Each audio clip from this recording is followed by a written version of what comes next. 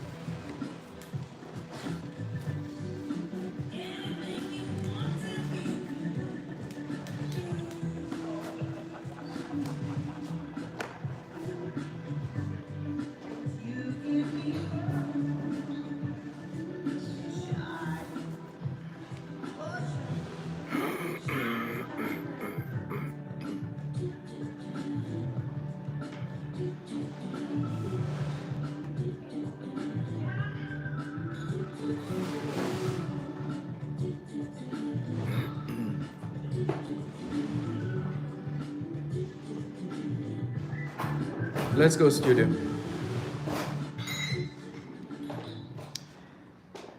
It is Saturday, the 21st of January, 2023, and we greet you well, wherever in the world you are listening to us right here on the Jamaican Diaspora Live Online, the program created to celebrate, to support, to enhance, to promote, to highlight, and to feature what can happen when Jamaicans abroad join hands with Jamaicans at home. Case in point, Jaja Foundation, Jamaicans abroad helping Jamaicans at home on their Mission for Change 2023, which has been taking place not just here in Negril where we are right now, but in the corporate area, more precisely at the Haile Selassie High School, where that massive health fair took place on Monday, I believe it was,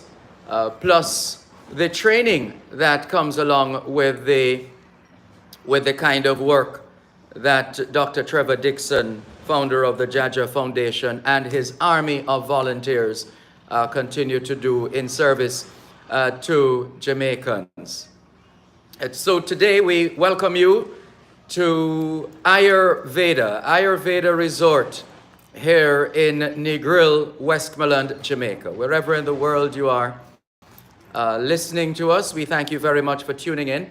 We're streaming live on the Dervan Malcolm Facebook page. If you're not there yet, log on to Facebook. In the search box atop the page, type DERVANMALCOLM, and you too will be able to not just hear, but see what's happening on location here at Ayurveda Resort in Negril, Jamaica. We are also streaming live on YouTube, on the Dervan Malcolm YouTube channel, and we invite you to join us on that platform as well. In the meantime, just standing here and listening to those waves and seeing them as well rushing to shore, I think the most appropriate recording at this time is one of my favorites, especially when I'm on the beach as I am right now. Let's give a listen to the Paragons on the beach.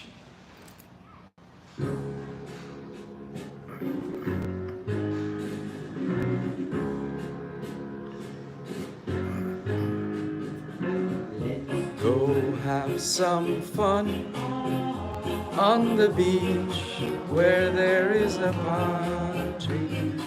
everyone will be there. Oh, Where there is a party. we're gonna have a ball, dancing and singing and whining and all, holding hands together and laughing and all. Dance, dance, dance, dance. Oh, yeah, says the man to the bartender.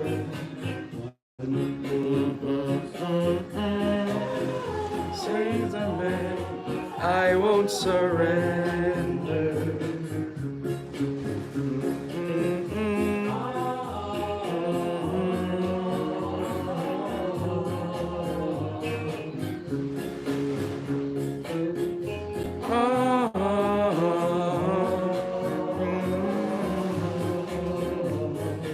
We're gonna have a morning. Holding hands together and we dance, dance, dance, dance. Oh,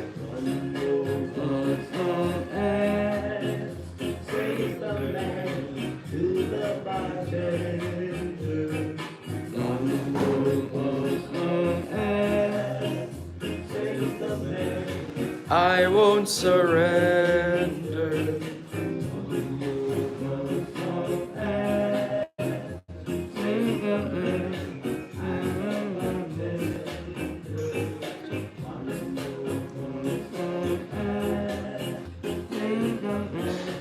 I won't surrender.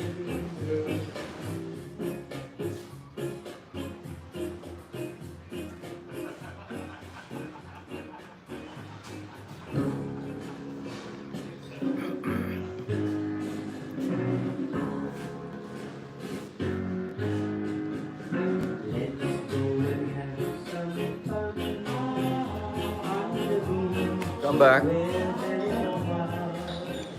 Indeed, and we are intent on having fun even while we work. And the volunteers, 45 plus volunteers from the United States, made up of people from all nationalities, if we were to check their heritage, but of course, Jamaicans and friends of Jamaica. It's a very important category, that category, friends of Jamaica. They are the ones who have put their hands in their own pockets, purchased their own plane tickets to come to Jamaica, and for the most part, to take care of their own accommodation, except in instances where other provisions are made. And so they too need to have some fun on the beach. After all, they've been serving Jamaica and Jamaicans all week. Why not have some fun at the end of the work that they have been doing? And so we are going to be connecting, well, we're going to be speaking with members of the Jaja Foundation live here on location, but we don't want to rush them. They've had a very hectic week up to last night before I went to bed. Anybody who knows me knows that I am always in bed early. And but that wasn't necessarily that early. I would imagine by well, they were still working. That's the point we're making. While I went to bed, they were still working. That is the nature of the service that they give and continue to give. And in fact, I suspect there's some more work to be done today, because I hope I'm not telling tales out of school, but they got some supplies that should have arrived in the island sooner than yet last night. But the items are here, and those items are going to be dispersed. They're going to be delivered and handed over to those individuals, institutions, organizations that are in need. Now we're going to remind you of the schedule in just a moment in terms of the events, the outreach efforts, the health fairs that have been staged this week.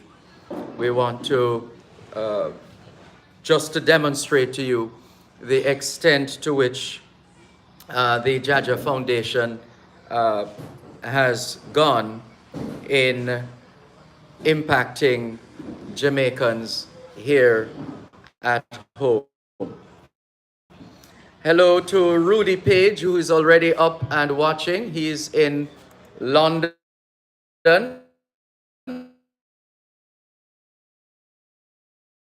Tuned in. Hello, Neriga. Thank you very much for tuning in. Good to have you on board. Curleen Kinlock is also online. Welcome. She says good morning to you too. Curleen Kinlock, good to have you on board the Jamaican Diaspora live online here on Power 106 FM. Welcome to you. Neriga Smart Morgan 7 says, blessings to you, Sir Malcolm, and listeners. A blessed Saturday to you all. A nice selection there, such a nice feeling. I feel like I'm there too, enjoying that moment on the beach too. Well, that's the aim, so that you will catch the nearest transport and come to Ayurveda Resort here in Jamaica. Just bringing up the data for the moment in terms of the list of outreach endeavors that Jaja Foundation has been involved in this week, and the device is just about loading the information right now. But speaking of information, you know, we like to set the tone and set the pace, and also make sure that you have a picture of the background of the particular organization, institution, or parish that we're broadcasting from. So it's the parish of Westmoreland, but let's remind ourselves that Negril is shared between Westmoreland and Hanover. Grace Shim says, good morning, Mr. Malcolm. Happy Saturday. This is the weekend for Chinese New Year, the year of the rabbit. The west coast of Florida is warming, getting ready to run in a 5K event to support cancer survivors. Walk good. And thank you very much for sharing that bit of information with us, Grace Shim. And may you have an invigorating experience as you walk or run for charity, in this case, in support of cancer survivors. Well done. Well done. And so we did make reference to, there's just so much information to share with you. We're trying to manage the stream of information. So the most members of the team arrived in time to start the week on Sunday here in Jamaica for this Mission for Change 2023. So the Mission for Change 2023 started on Sunday the 15th of January, and the schedule, so the group arrival Sunday the 15th, and then on Monday the Jaja Foundation team was at the health fair, the Haile Selassie High School, and that's how it's properly pronounced. Not Haile Selassie, but Haile Selassie. So it's Haile Selassie High School, Payne Avenue. That's where the team was on Monday, and they were there from 8 in the morning until 4 in the afternoon, and I suspect later, as the cover of darkness begins to lift over this 7 mile of white sand beach here in Negril. As Jimmy Cliff would say, I can see clearly now. Yes. I can see clearly now the darkness is lifting and the sea is coming into full focus. The beach right here, the 7 mile of white sand beach. We'll tell you some more right after the break. You're listening to Power 106 FM. The time is now 6:15 in the morning here at Ayurveda Resort in Negril, which means it's 11:15 a.m. in London, England.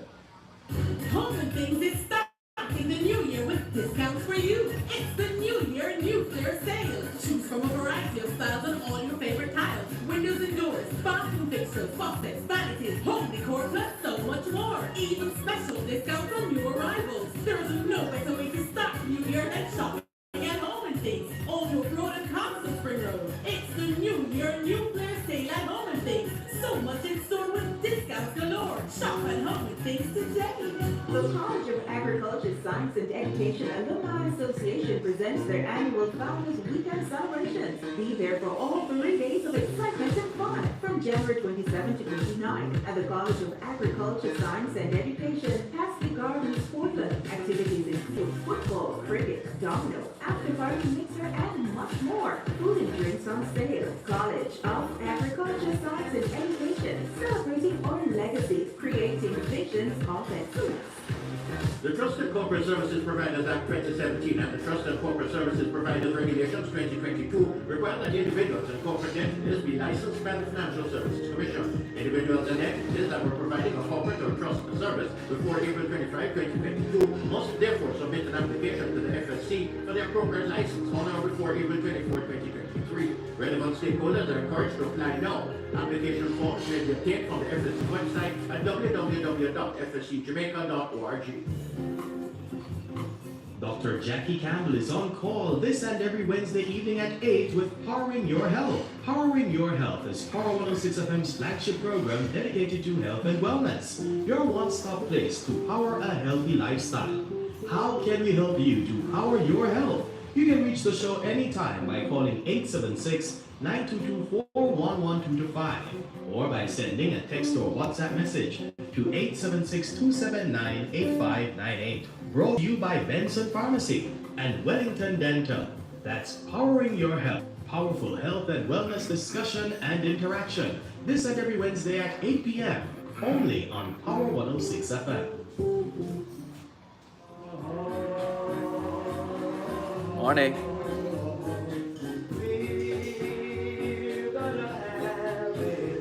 Morning, Chandel. Let's go. Thanks a lot for staying with us here on this special edition of the Jamaican Diaspora live online on Power 106 FM. I'm Dervan Malcolm. We're live at Ayurveda Resort in Negril, Jamaica. Wherever in the world you are listening, thank you so much for tuning in. Good to have you on board. And let's remind you that this special broadcast of the Jamaican Diaspora Live Online, live from Ayurveda Resort in Negril, Jamaica, is brought to you by Jaja Foundation, Jamaicans abroad helping Jamaicans at home. We started just before we took the break sharing with you the movements of Ja people. Hey, that makes sense. I'm going to keep that one. It just came to me. Dr. Trevor Dixon, if you're monitoring us. Yeah. Movements of Ja people. It makes sense. And the volunteers are all Ja people. And they don't stay in one place and gratify themselves. They go wherever help is needed and serve. So let's tell you about the movements of Ja people, or to synchronize it a little better, Jaja people, Jaja Foundation. So the group arrived on Sunday the 15th of January, and then by Monday morning, bright and early, the 16th, they were up and running and ready to go from 8 in the morning until 4 in the afternoon, and I suspect they went later than 4 on Monday. They were at the Haile Selassie High School on Payne Avenue in the constituency of Southwest St. Andrew. And that went very well. And they also, also on Monday the 16th, the Jaja Foundation hosted the Emergency and Critical Care Ultrasound Workshop. And the venue was the Jamaica Pegasus Hotel.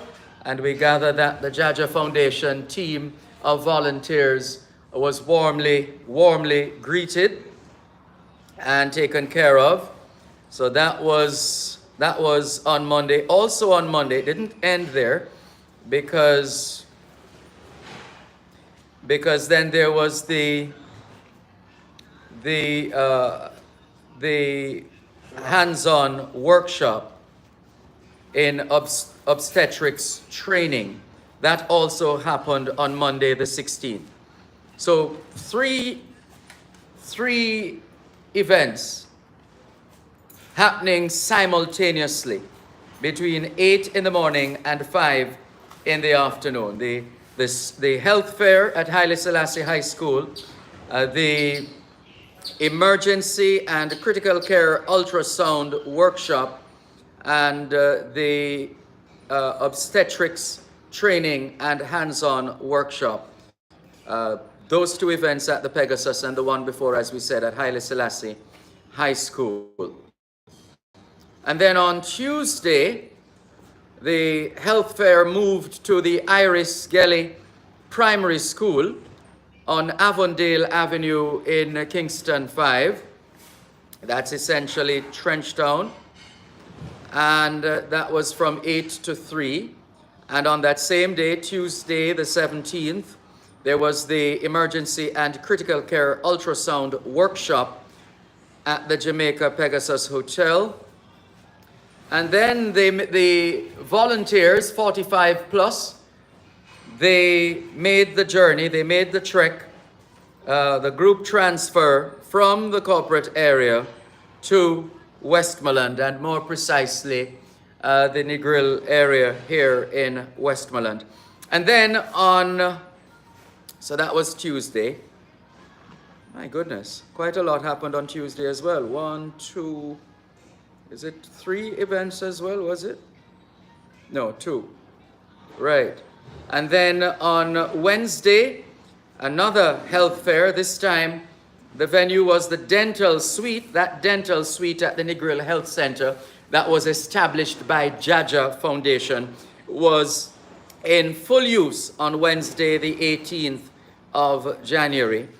And then on Thursday, the community health fair rolled into Little London, the Little London Methodist Church, from 9:30 in the morning until 4 in the afternoon. And also on Thursday, the GEMS Negril First Responder Training right here at Ayurveda Resort. In fact, we are looking at some of the items, the pieces of equipment and other paraphernalia used in those operations. They're still very much here at Ayurveda Resort here in Negril.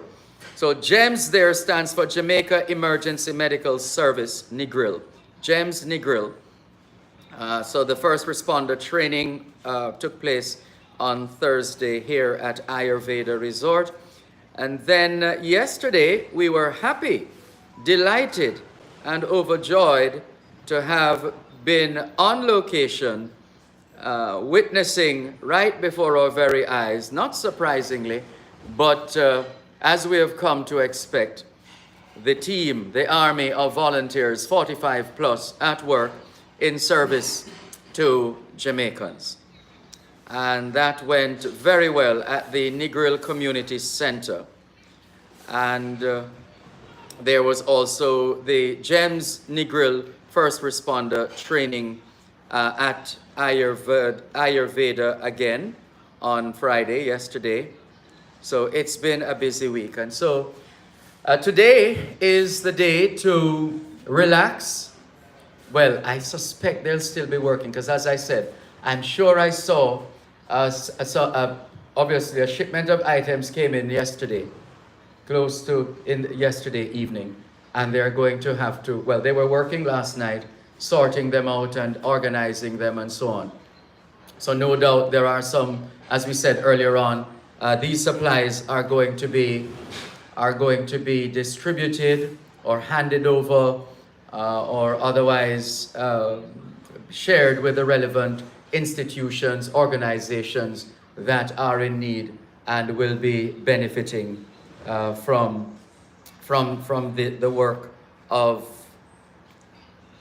the Jaja Foundation. And in fact, let's not forget to remind you of the various supporting entities, and there are many. There is Maxi from Kingston, as in Maxi Department Store.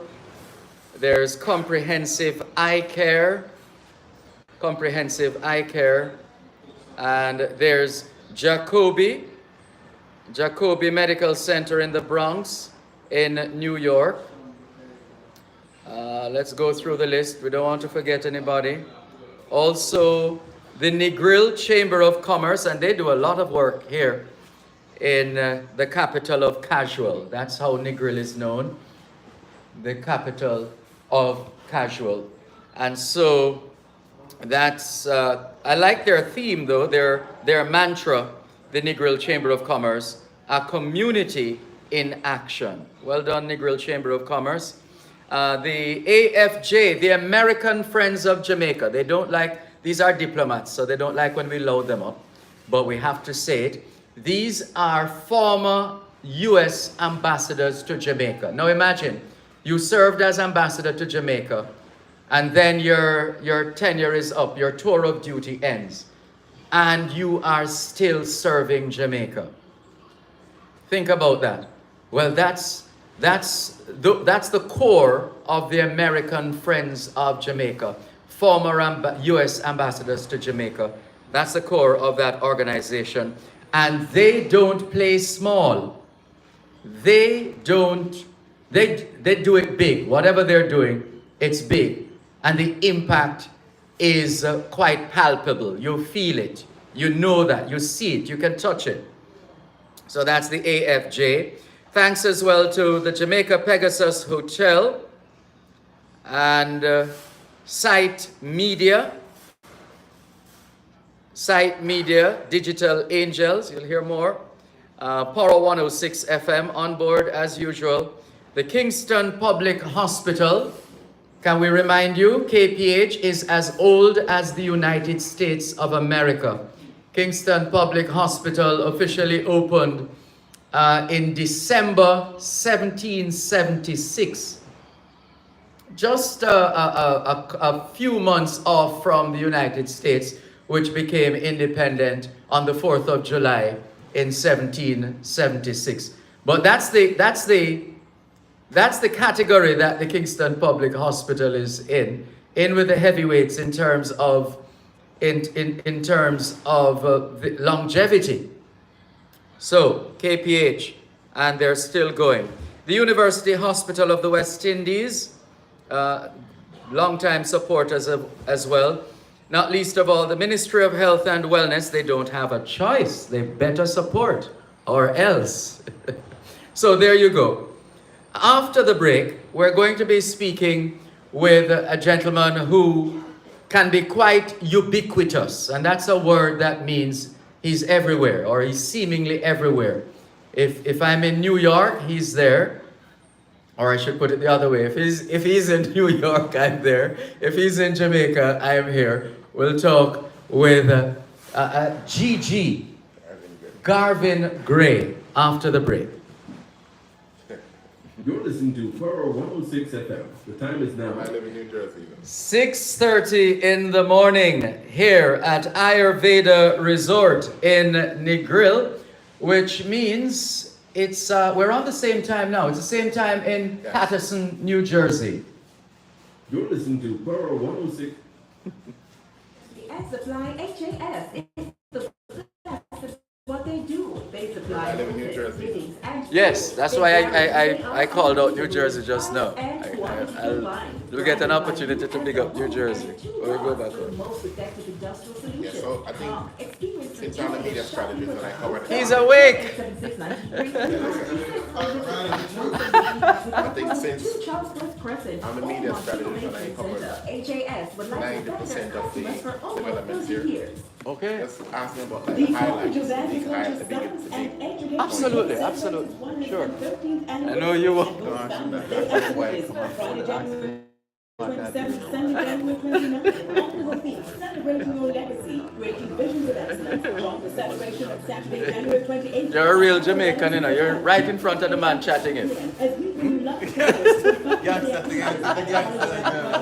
education trust, Happy Garden This podcast brought to you by the College of Agriculture. All right.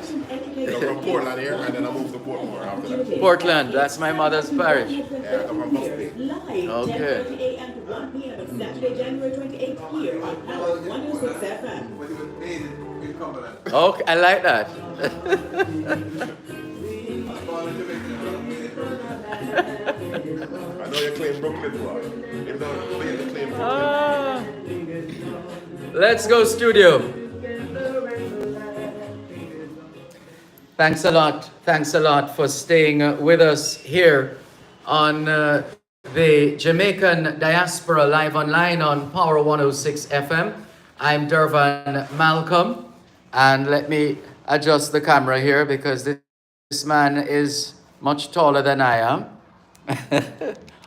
Our next guest, who is no stranger to Jaja Foundation, no stranger to Jamaica, no stranger to the parish of Portland, no stranger to Cumberland, no stranger to New Jersey. Should I stop there for now? Hey, I think you should. I think you should leave it right there. Oh, okay. Buff Bay in Portland, to be precise. Yes. Right. So, Garvin Gray. Did I say Garvin? It's Gavin. Garvin, Oh, G-A-R-V-I-N. I got it right the first time. Yes. Yes, Garvin. First of all, good morning Good morning to you. and Happy New Year. Happy New Year. Good morning to your listeners and Happy New Year to everyone. Wonderful. So now first of all, so we have placed you already. You're from my mother's parish, Portland, Buff Bay in Portland to be precise. How much of your life did you spend in Portland, as far as you can remember? A lot. I went to Titchfield High School. Oh, you did? Yeah.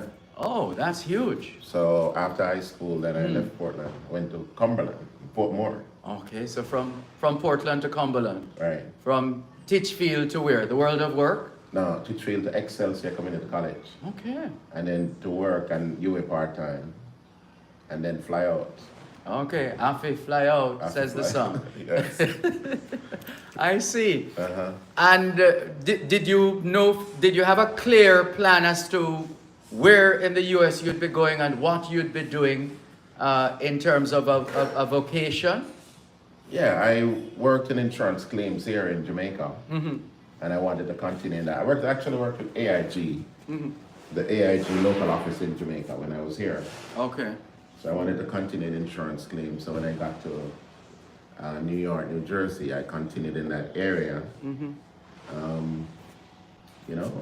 Went to school. When I went back, went to business school. The American Appropriate documentation. right for the American system. And then the mission after that was to see what I could come up with to give back to Jamaica. Yeah. So I started this movement called Bonita Jamaica, where I just took photographs. of Bonita, Jamaica. that's pretty. Yeah. Bonita, pretty. Right, where I just took photographs and post online of Jamaica. Like I want people to see what Jamaica looks like. Oh, so you were marketing Jamaica on your own, in a Yes, sense. yes. You made that conscious decision. Yeah, because I would search for photographs of Jamaica. I could not find anything that I thought was worthy. So you created such photos. Right. So that was back when there was only MySpace. Hey, I remember MySpace. That's a Right. lot. That's eons ago now. Yeah, back in like 2006. Yeah. So one day we're at I'd come to Jamaica, take a lot of photographs and put out there Yeah. online so that if somebody wants to write a story about Jamaica or to anything about Jamaica, they can get a proper photograph to go along with it. Yes. And it wasn't about claiming the copyright or claiming it. It's just more that I want people to see a proper photograph of Jamaica when they look for Jamaica. Back then. Yeah. It wasn't like now. So we were at the consulate for an event. That's where in New York? Yeah, the Jamaican consulate in New York.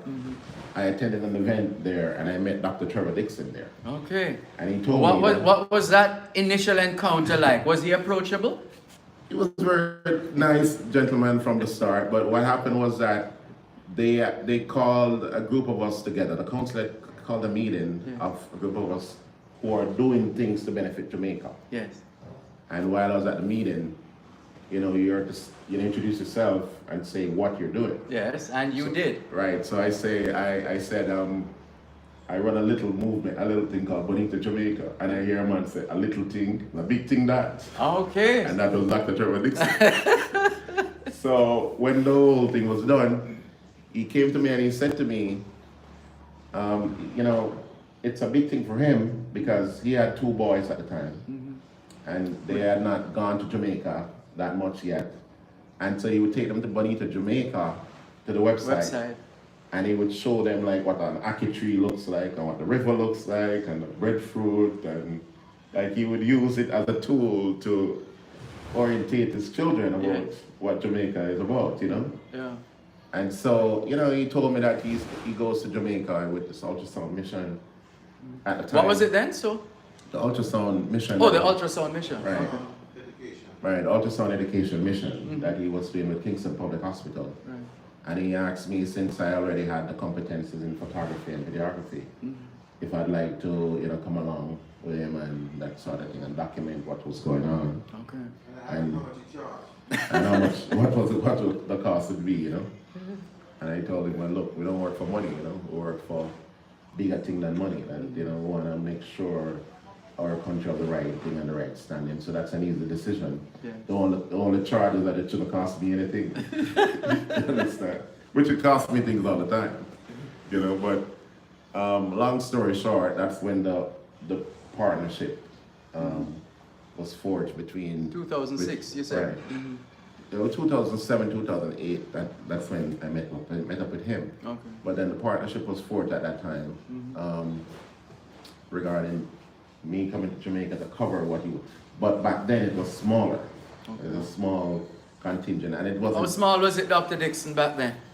The group, the volunteers?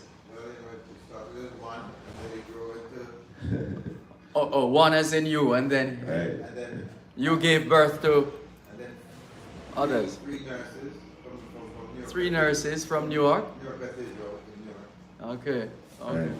Right. So he came, I came here with him, and the plan was to, for me to cover and document what's going on, so that we can show from our own perspective the work that we're doing. Yes. So I became the media strategist for Jamaica, for Bonita, for Jata Foundation. Okay. And the link between Bonita Jamaica and Jata Foundation kind of started, the relationship. But it's been an interesting journey. Yeah. And through I think what the Jata Foundation has, and by the way, this started before Jata Foundation became a 501c3, a legitimate non-profit, because remember, he was just doing it out of the goodness of his heart. Yeah, and his pocket. Right. So at some point it became a 501c3, a non-profit. And the mission now became us showing the world what the Jata Foundation is doing on the ground, so that we can encourage people to donate and to participate, and also promote full transparency regarding the work of the foundation. Right. Right, and so can you give us a sense, it must be quite adventurous as a photographer, videographer, just a media specialist, to be able to travel all over and capture moments and events. Well, we're very careful as to how we capture the work that the Jata Foundation does. A lot of non-profit play on the poverty of a place, or I knew that's where you were going, and Right. some of those can come off as being quite right, vulgar disrespectful, and right, yeah, right. and exploitative. Right. So we try to make, because remember we're Jamaicans and we think Jamaica is the best place in the That's world. right. And we promote and push positivity about Jamaica all the time. Yes. Even before the Jada Foundation.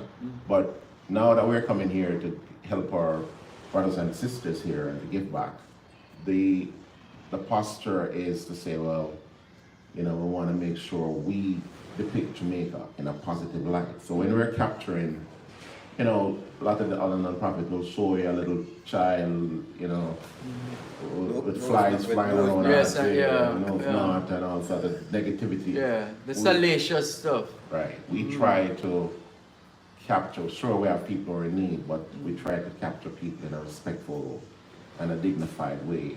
And I love that word, dignified. Yeah. right, and not to try to demean the people, our people, in order to raise money to fund our mission. Right. Or to get likes, as it is Right. these days. Right. So we have been very careful from the start regarding that, and we have always felt that the work, when people see the work will stand on its own 2 feet. You know, so that's what we've been. And they about. say when your work speaks for itself, no need to interrupt. There you go. So on this mission here, Mission for Change 2023, I'm gonna, you know, share with you some of the big moments. Please do. Yes. And the first big moment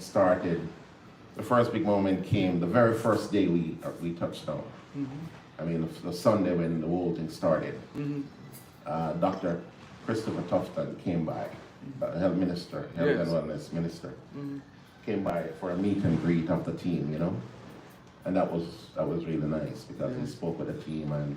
Also, that wasn't planned No, he was. as far as the group. No, knew. we couldn't. We knew we were coming, obviously, and we put things out there for him to pass by if he's able to. Garvin, let's backtrack. Sure, Dervan, go let's ahead. backtrack. Garvin, I'll tell you the whole story, right? When Mr. Gray was at UWI, his marketing professor was Christopher Tufton. Right. Well, he look was at my- that. He was my marketing professor at UWI. Look at that. So we saw him in New York, and he was at an event at a consulate, and I reminded him, and we exchanged numbers and so on. But we're not taking credit for him coming by. I just wanted at- to at the keep the relationship. Because what The happened the is viewers that, can take that. no, what happened is that there were 3 missions staying at the Jamaica Pegasus Hotel at one time. OID. 4 or 3 missions. OID, OID, what else? Code Red. The code, the project code, no, the project code with the nurse exchange nurses. Oh, that one. Right, Mhm, and yeah. then the Jata Foundation. So So he why- came by to the Pegasus Hotel for reasons of pertaining to the To 3 those, missions. yes. Right? And so I guess he buzzed all 3. But we were having our meet and greet meeting, Yes. meet and greet session, and then he came by and met the group, and we had a photo up and so on. That was a good start. You know? Yeah, it was Yes, good. I think I saw that picture. Yes. Right. So then we went the next big thing on the group, which I've been hearing you guys talk about it, which is the butterfly IQ ultrasound machine that was introduced, probe that was introduced into the Jamaican healthcare system. Right. And the big thing there is that the partnerships with American Friends of Jamaica, donating the 24 butterfly. So how the And those partnership- things are not cheap, eh? Right, it's like $2,500, $2,600 for one. So the butterfly IQ probe works with an iPad or an iPhone or an Android device. You plug it into it and you can do ultrasound right there without it, you know, an ultrasound exam right there. At the bedside. And at the bedside, or wherever, in the ER, wherever you are. So the big point is that American Friends of Jamaica purchased these 24 butterfly IQ probes and the 24 iPads to go along with them, right? And then the Jata Foundation's role is to provide the training, because these probes and these devices are of no use if you don't know how to use them. That's right. Let's come back to that point on training after this break. Listeners, this is a special edition of the Jamaican Diaspora Live Online. Sponsored by Jaja Foundation, Jamaicans abroad helping Jamaicans at home. We're live at Ayurveda Resort in Negril. You're listening to Power 106 FM. The time is now 15 minutes to 7 o'clock in the morning here at Ayurveda Resort in Negril, which means it's 10:15 in the night in Adelaide, Australia. The Trusted Corporate Services Providers Act 2017 and the Trusted Corporate Services Providers Regulations 2022 require that individuals and corporate entities be licensed by the Financial Services Commission. Individuals and entities that were providing corporate or trust service before April 25. I waited 10 years before I put them on. That's not because I know what I'm doing. He thinks he's the media strategist. I am the media strategist. www.jamaica.org. The College of Agriculture Science and Education case celebrates its 130th I mean, I know what's going on, but I just have Day interest in talking. activities. Friday, January 27th to Sunday, This mission January here, 29th. I really know Celebrating your how the legacy, thing set up. creating visions of excellence. I got Join the you. celebration on Really? I Saturday, didn't know January that. 28th on Power 106 The big point, the big mission. Here I have As we bring you live Ricky from fundraisers Founders Day and nobody show up. Here I am sitting there. Don't worry about the things that they will build it and they will come. Makes sense? But those are the days I will remember the most, sitting down in front of Live, Sanders. 10:30 a.m. to 1 p.m. on Saturday, January 28th, here on Power 106 FM. Don't be distracted. Morning. This is Woody Green from Yonkers, who's one of our paramedics who is training the local fund to GEMS. You were going on next week. You were going on next. Stand by.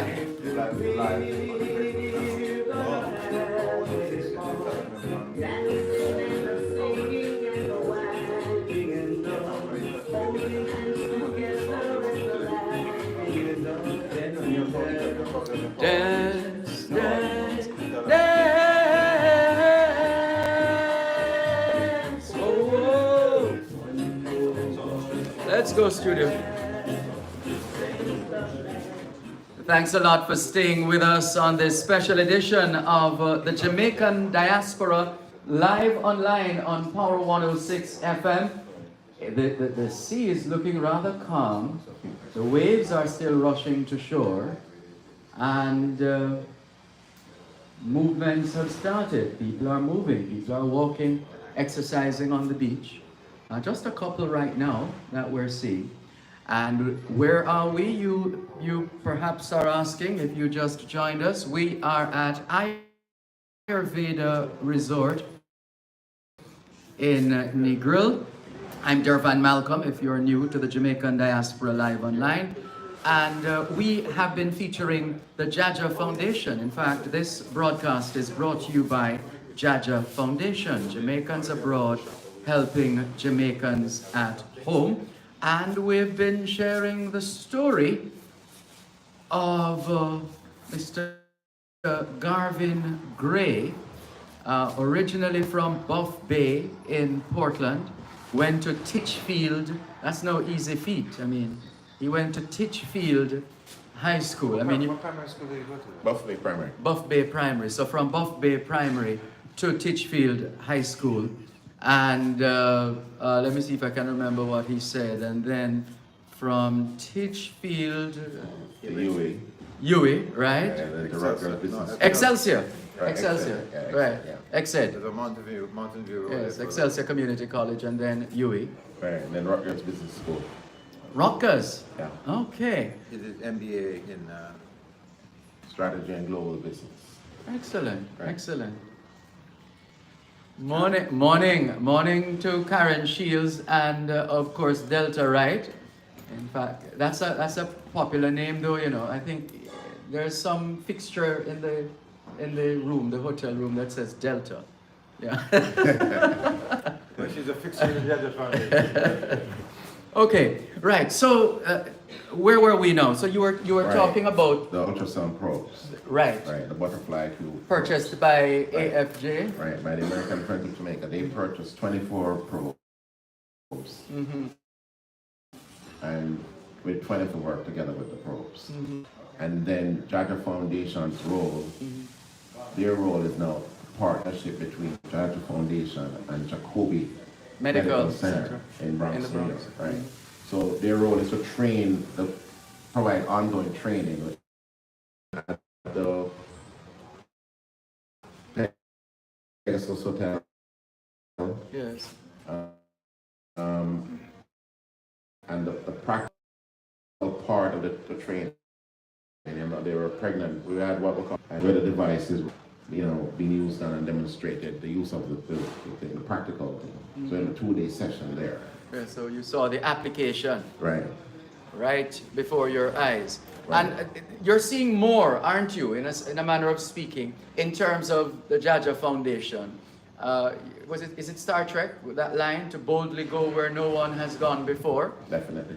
So considering where you're coming from now and the pictures you've captured, the images of Jaja Foundation and the locations, the happenings, etc., that is evolving and it seems to be getting, that picture is getting more dynamic and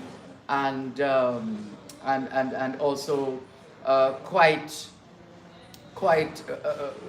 a pull for people, because when people see and hear all that is happening, they are moved to more involved. yeah, and that's why you can have a successful cruise, for example, Dr. Dixon, for people to support it like that, because they know the work that Jaja Foundation, they can see it, they can touch it. The body of work. The body of work, absolutely. Right. I mean, the Jaja Foundation has a YouTube channel. Sorry.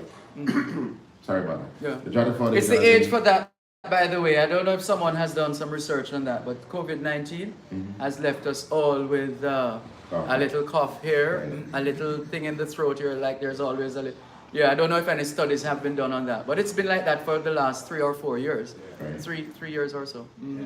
Right. So the Jaja Foundation has a YouTube channel where the body of work from the Jaja Foundation is on the channel. And the idea behind why I come on the mission trip is to make sure we tell our own stories.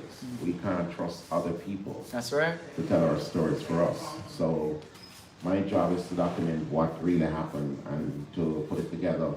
When we leave here, that's when my job really starts, putting it together. I was about to say, how do you manage all those photos? I mean, to document them, to ensure that you can easily retrieve them when you need them.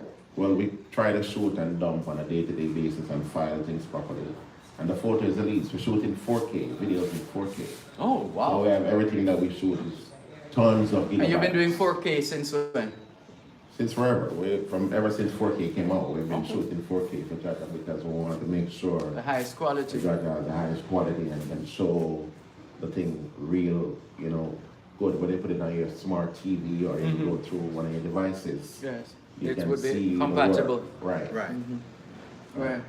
All right. So you wanted to add to that, Dr. Dixon? No. I just want to say, you know, on the air, you know, to thank Mr. Gray for he doesn't like attention, you know. He likes to give. He likes to be behind the camera, not in front of it. Yeah, he likes to give, but he doesn't like to receive. I just want to thank him again. You know, we've honored him at our events in the past.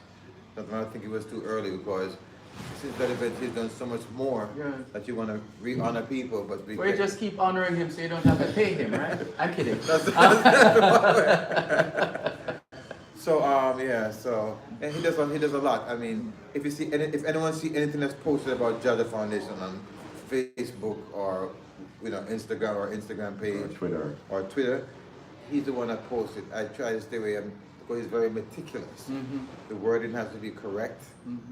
That being said, if the wording is incorrect, go to God and grade. Don't come to me. But it's never that. But I'm just saying, we do this because every one of our volunteers, as we say, they're a star. Right. Jaja star. Every Jaja volunteer is a star. We have a slogan in Jaja. That's it. Every volunteer is a star. And sometimes people get offended because I don't do what's called micromanage, you know.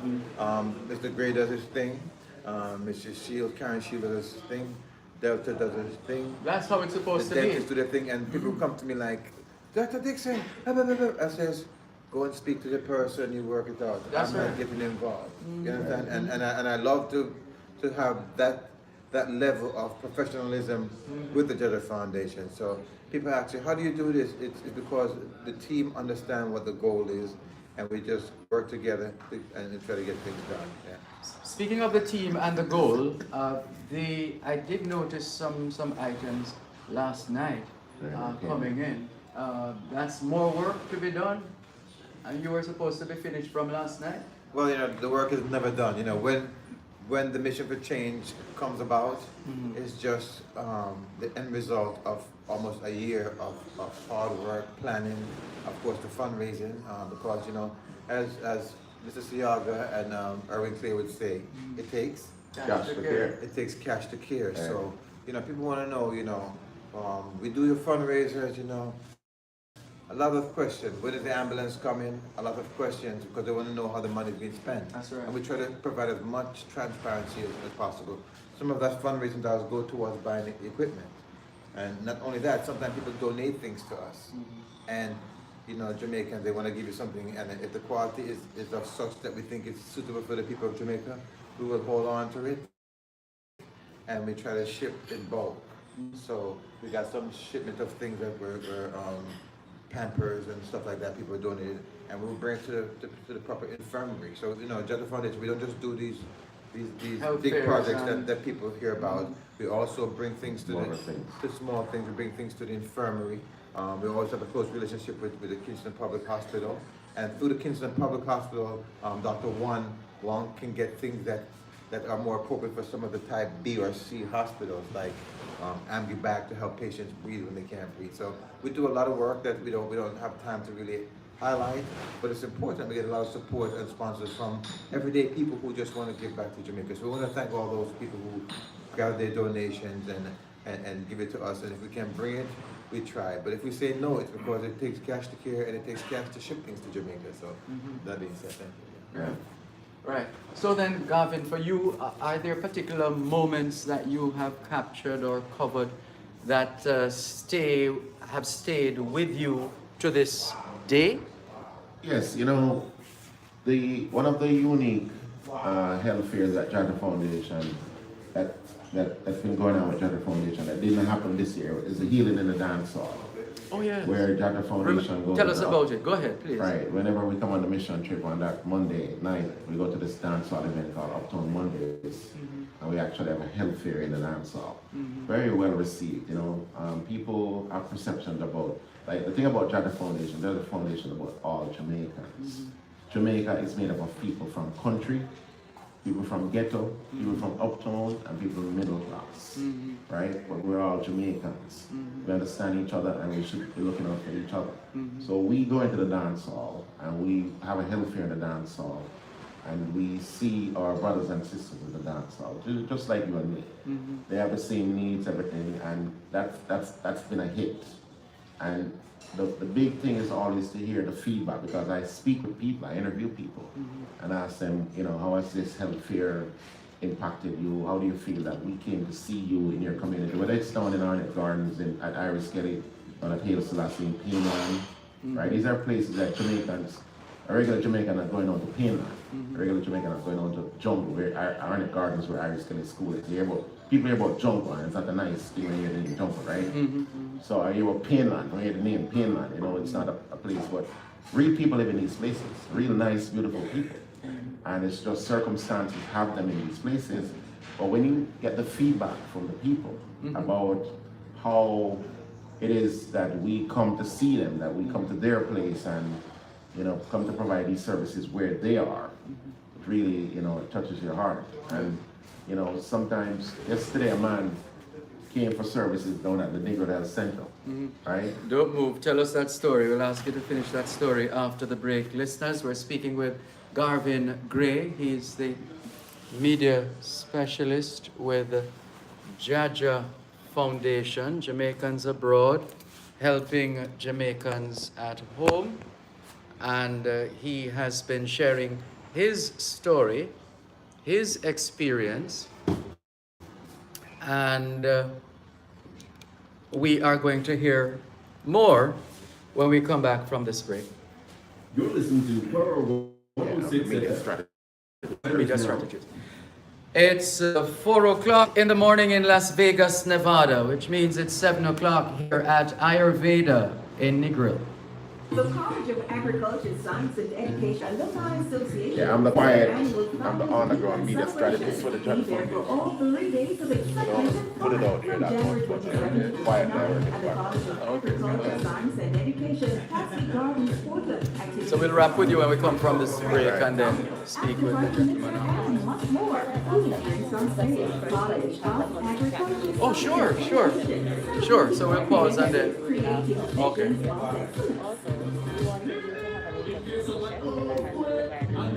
Okay. No man, then nobody has to fear me. You'll be fine. Just tell him you'll be fine. Don't worry about it. No problem. Right. You don't, I don't have anything to fear. I mean, it's not a got you.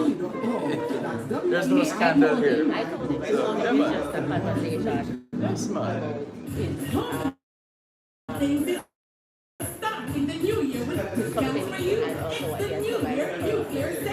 Yeah, I mean, whatever he's comfortable sharing with us.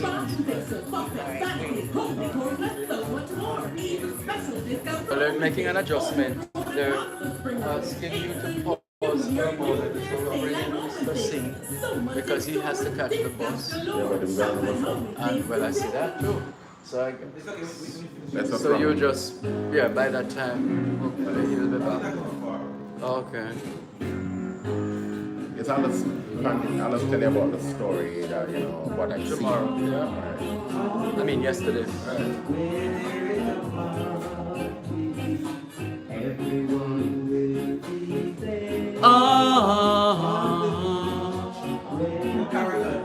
Yes.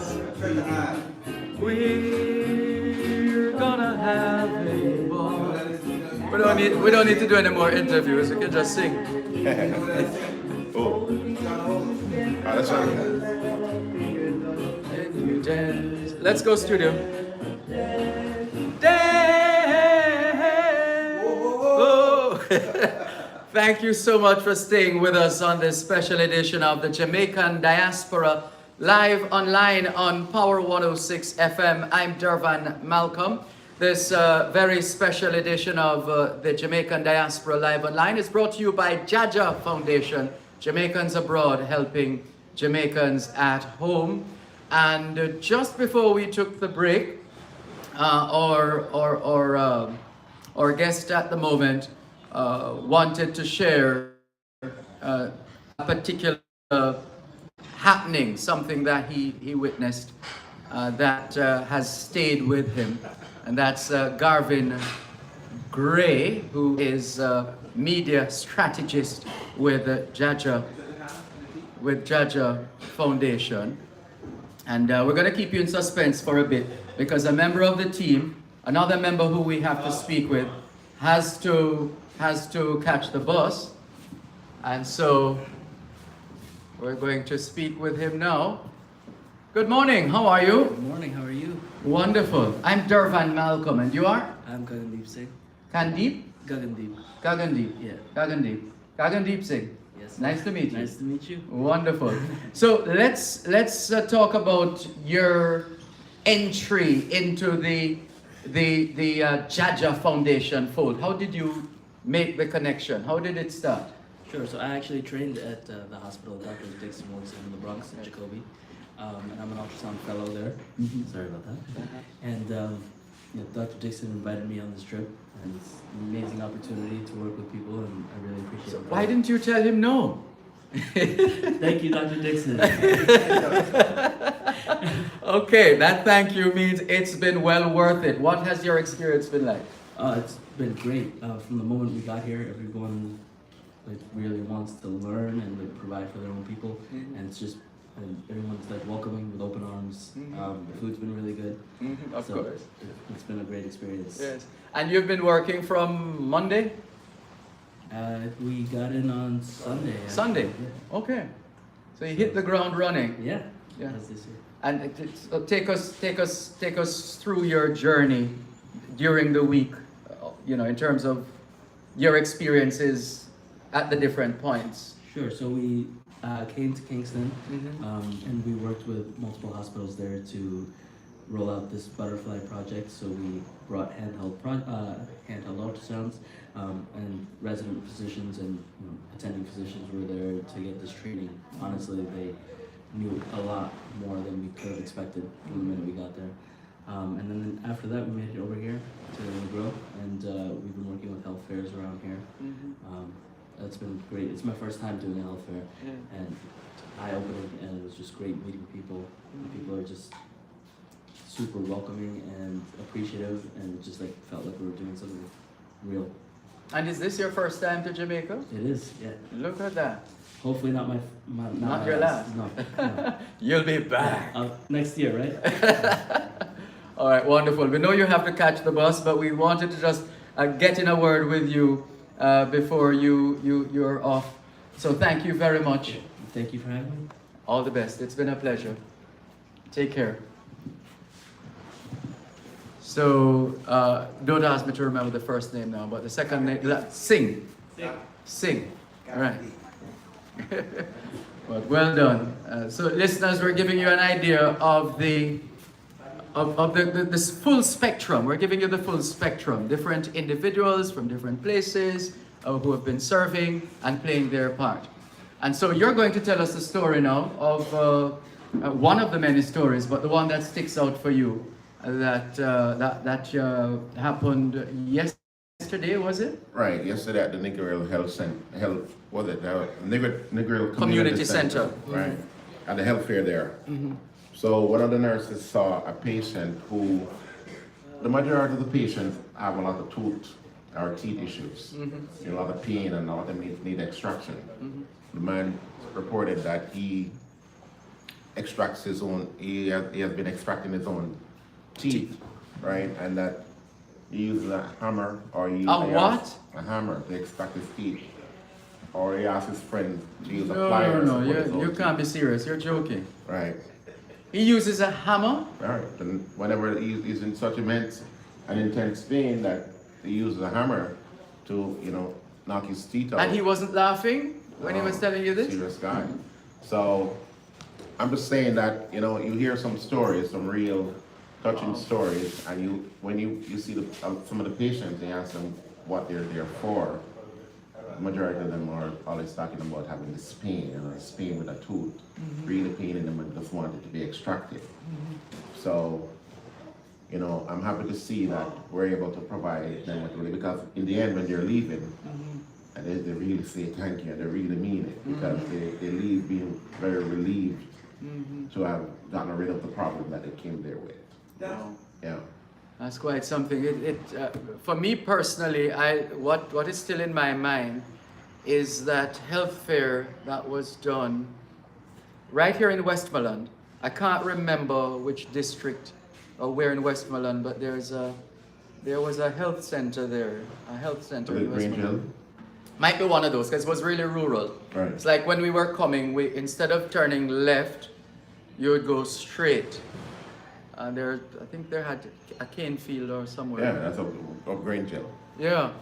And what stood out for me, there was this little boy, and I kid you not, virtually all his teeth were in an awful state. And I'm saying, well, how can an adult have this child in his or her care and that happen? Right. We'll get the dentist on and she'll explain to you how that happened. Yeah,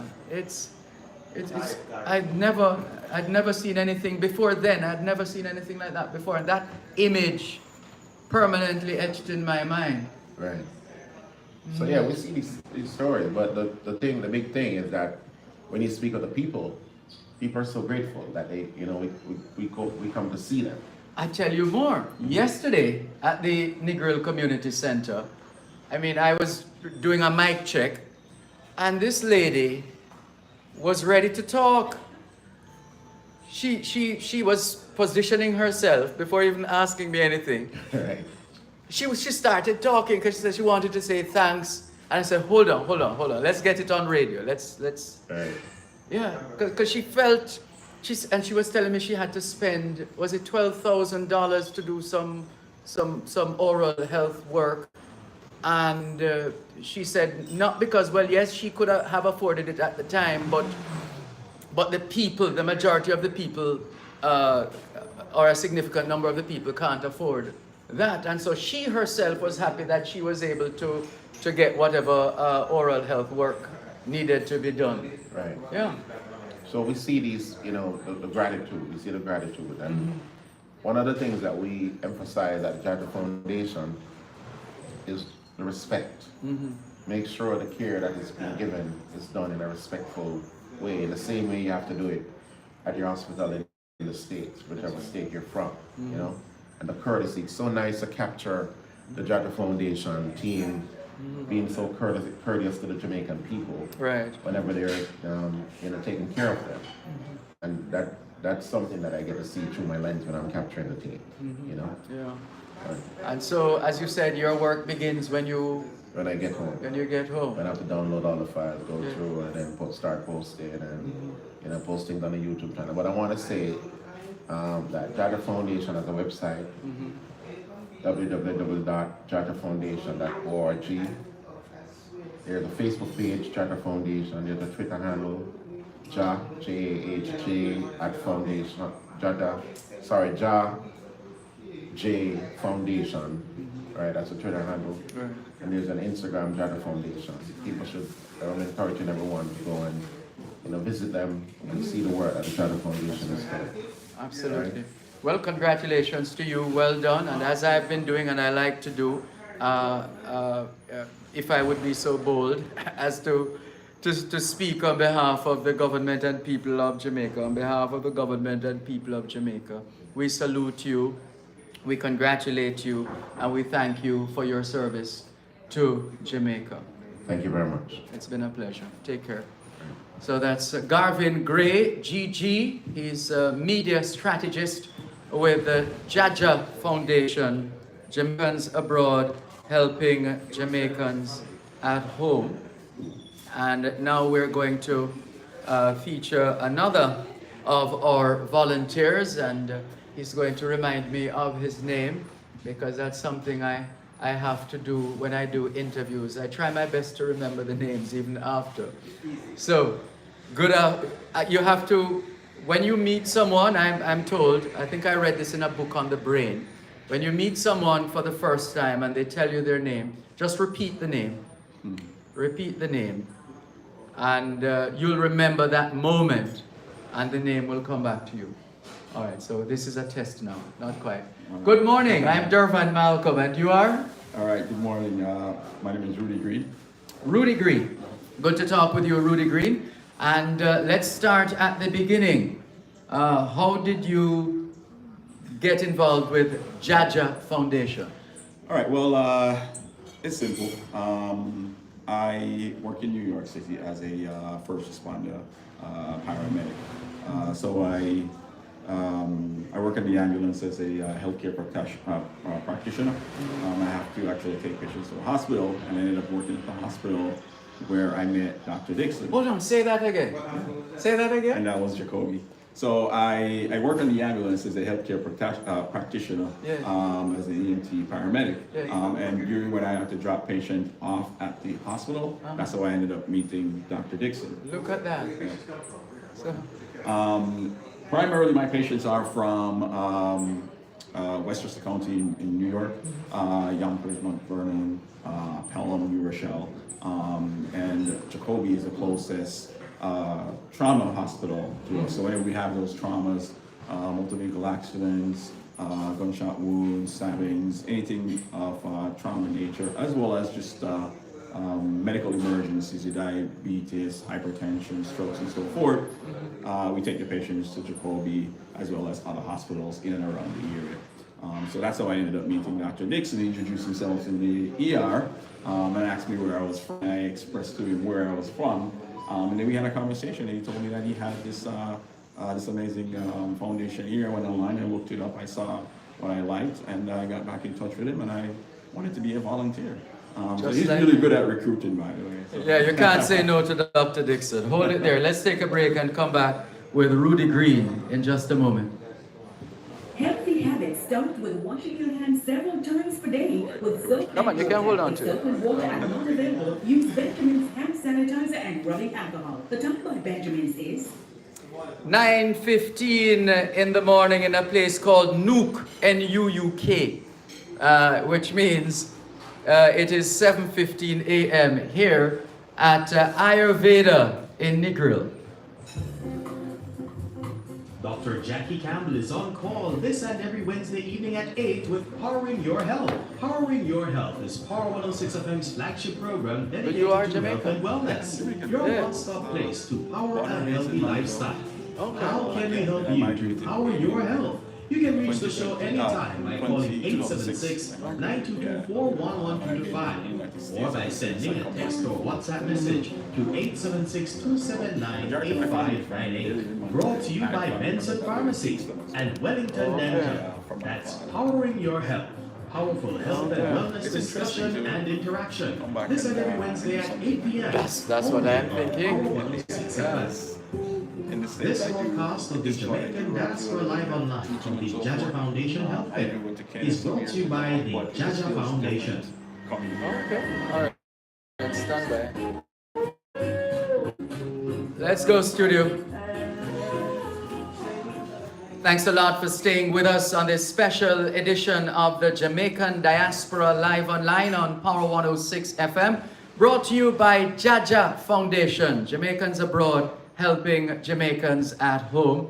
We've been spending time here at Ayurveda Resort in Negril, and we're here with the team from Jaja Foundation celebrating the work that they have been doing. Going to the break, we started a conversation with Rudy Green, and would you believe it? He is from right here in Jamaica. What a way to come back home, in a sense, right, Rudy Green? Oh, absolutely, absolutely. There's no greater feeling than coming back home and feeling like there's a service that you could provide to your fellow men. Your fellow Jamaicans. Yes. It's exciting, super exciting, and we are just so happy to be able to have this opportunity to come back and give back to our people of this great nation. So. This is something you have done in other countries as well, right? Well, yes. So not as a part of the Jaja Foundation, but in 2017, I ended up going to Kenya. From Nairobi to a small town called Eldoret. Was that your first time? That was my absolute What was first that time. like? It was mixed emotions. I mean, it was exciting to be there. It was exciting knowing that there's something that you had to offer. We did some teaching in ECG, electrocardiograms, advanced life support, as well as pediatric life support. We brought them some basic medical equipment and so forth. But at the same time, you realize how little some country has when it comes to the healthcare facilitation. It's just not present in some places like it is in the United States, even here in Jamaica. So what we're doing here with the Jaja Foundation is just it's breathtaking on a scope of what we're able to do, as well as taking into consideration the necessities of the people here. For example, like you were talking earlier about offering dental cleaning and then doing like medical screening, checking blood pressures, pulse, and all that stuff. There's a lot of people that's walking around that has high blood pressure that doesn't know because it's not obvious. All right, some people might not have symptoms, whereas some might not have symptoms. There are people that's walking around with blood clots. They don't necessarily know because they don't necessarily have the funding or the resources to get themselves evaluated in such a way that they're on top of it. Some people are getting medications, they're not quite sure they're getting medication.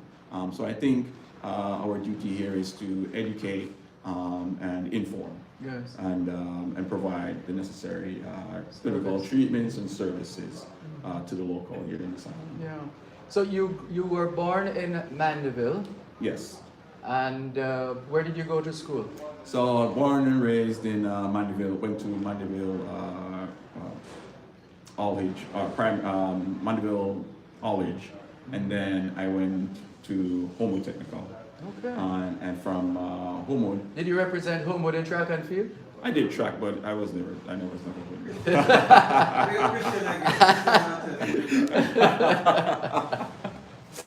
I did track. That was my my extracurricular activity. Wasn't good at football or cricket or anything else. The easiest thing was running. Okay. And then I left and went to the United States, where I went to the Westchester Community College, where I became an EMT. And from there, worked as EMT for a few years, and then as emergency medical technician. And then I went on to further my education in becoming a paramedic, which is the higher level of being an emergency medical technician. What Dr. Dixon is able to do with a lot of the other residents here, it's essentially the emergency room outside of the emergency room. It's on an ambulance. So we're able to do a lot of stuff with these guys in the hospitals, or we're able to actually provide the most crucial interventions. It's quite exciting. It's super exciting. I'm sure it is. And just as exciting as how these last few days have been, these past few days? Well, in terms of, because what are some of what has been your scope of work throughout this week for this Mission for Change 2023? So personally, we had some students come in because we are trying to start an ambulance down here, here in the grill. So we need volunteers. It's going to be a volunteer service. The logistics are still in the workings, but we had some students on and we had to provide training. As you can see, we have the cots and we have a few quick equipments that's basic to the ambulance service, so we wanted them to be familiar with it. We were teaching them lifting techniques, twisting techniques, because you don't want them to hurt themselves if you're responding to patients. If you hurt yourself, you're not going to be any good for the patients.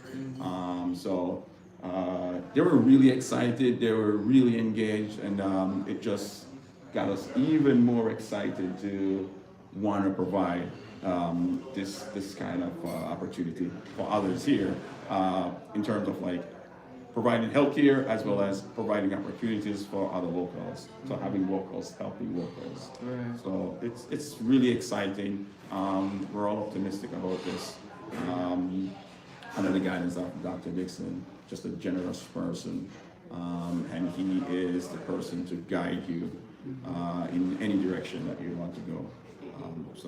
So I got to give Dr. Dixon a big shout. I also want to give a big shout to Mr. Steve Nardozzi. He was very instrumental in helping to develop the EMS program in UE as well, and as well as the Westchester Community College. That's where I actually did my EMT and paramedic certifications and so forth.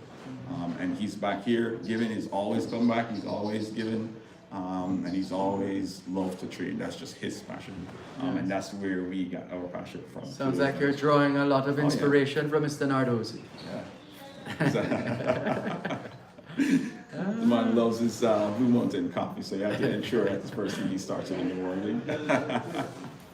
Does he know the Jamaican coffee song, Dr. Nardozzi? Do you know the song? Make coffee, me bowl of boiling coffee in the morning.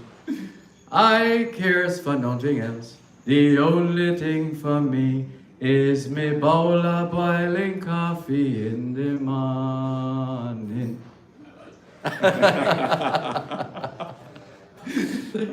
Right. We're having fun here at Ayurveda Resort in the Grill, brought by Jaja Foundation, Jamaicans Abroad, helping Jamaicans at home. We've been hearing a lot over the last 3 years about pivoting and this kind of thing. Surely the past three years have been loaded with lessons. Is there anything that readily comes to mind for you in terms of something you've experienced within the last 3 years that you, Dr. Dixon, you want to?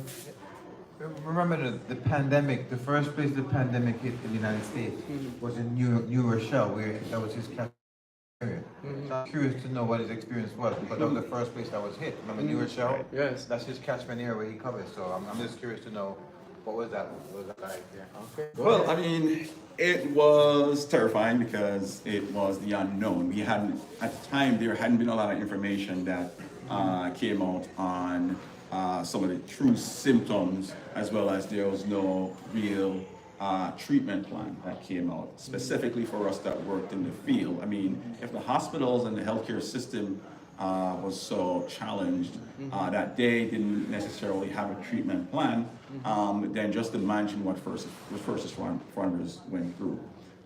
So it was terrifying, but we knew we had a duty to act. So we had to do what needed to be done for our patients.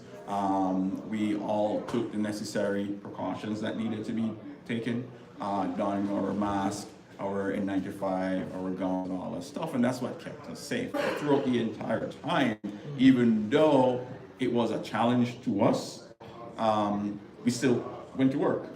We still went to work. We felt Weren't you scared? I was terrified. We were terrified. We were terrified. It was the unknown. We didn't know what this illness was. We didn't know how easy it was to contract. Oh yeah, plenty of people. We didn't even know if our N95s would hold up, but it held up. My wife also works in emergency paramedicine, so we were both working the entire time, but also aside from that is the distancing, not being able to see family and friends and so forth.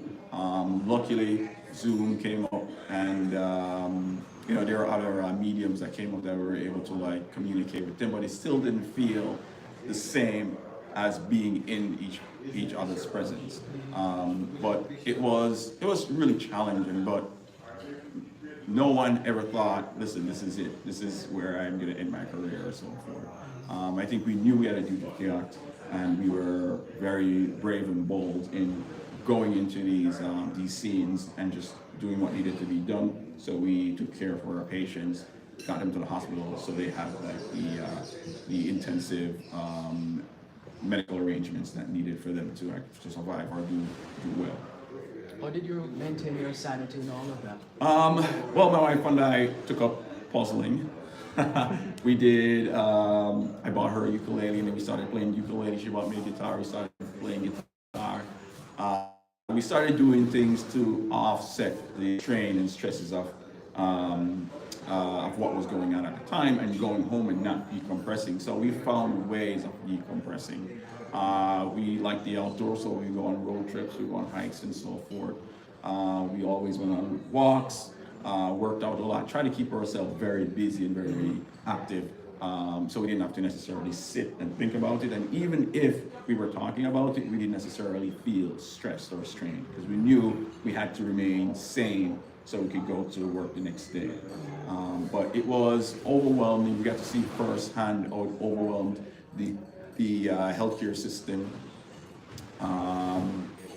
And it was sad. Like I said, it was a lot of emotions that we sometimes aren't necessarily ready to acknowledge. We did what we had to do, and we came through it, and look at us now. We're here in Jamaica among each other.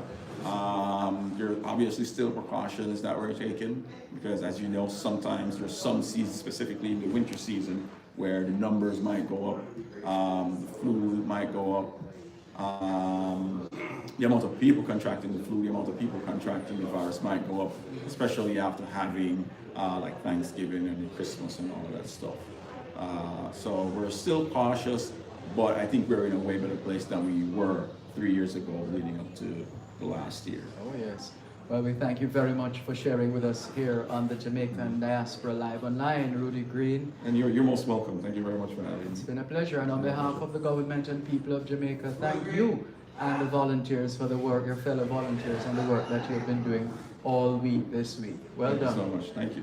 Okay, it's been a pleasure. It's been a pleasure as Take well. care.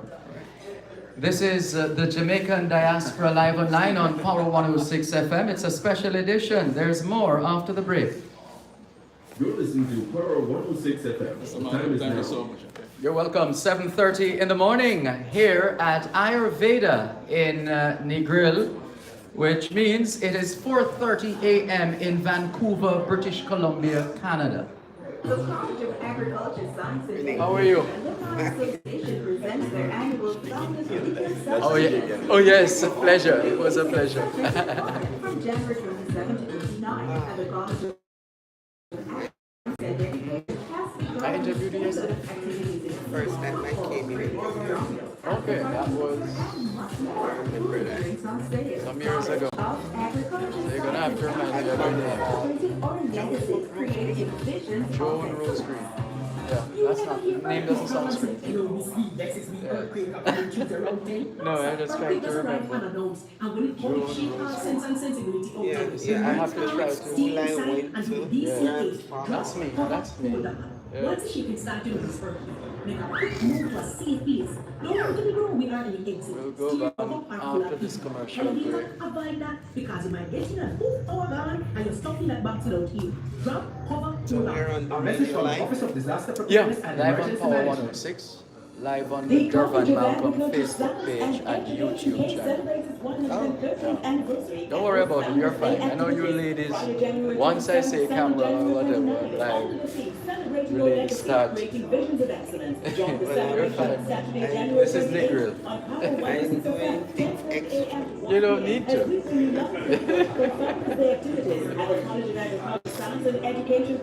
This broadcast is brought to you by the College of Agriculture, Science and Education. Case One College the sponsors Opportunities. come on. That's Case celebrating 113 years. Live 10:30 These are the a.m. to 1 sponsors. p.m. Not let no. The sponsor this morning is Jaja Foundation. Oh, This broadcast of the Jamaican Diaspora Live Online from the Jaja Foundation Health Fair is brought to you by the Jaja Foundation.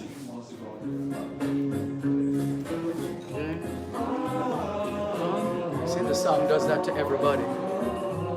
let's go have some fun. Gonna have a ball, dancing and singing and whining and all, holding hands together and laughing and all. And you dance, dance, dance, dance. Oh, Let's go dance of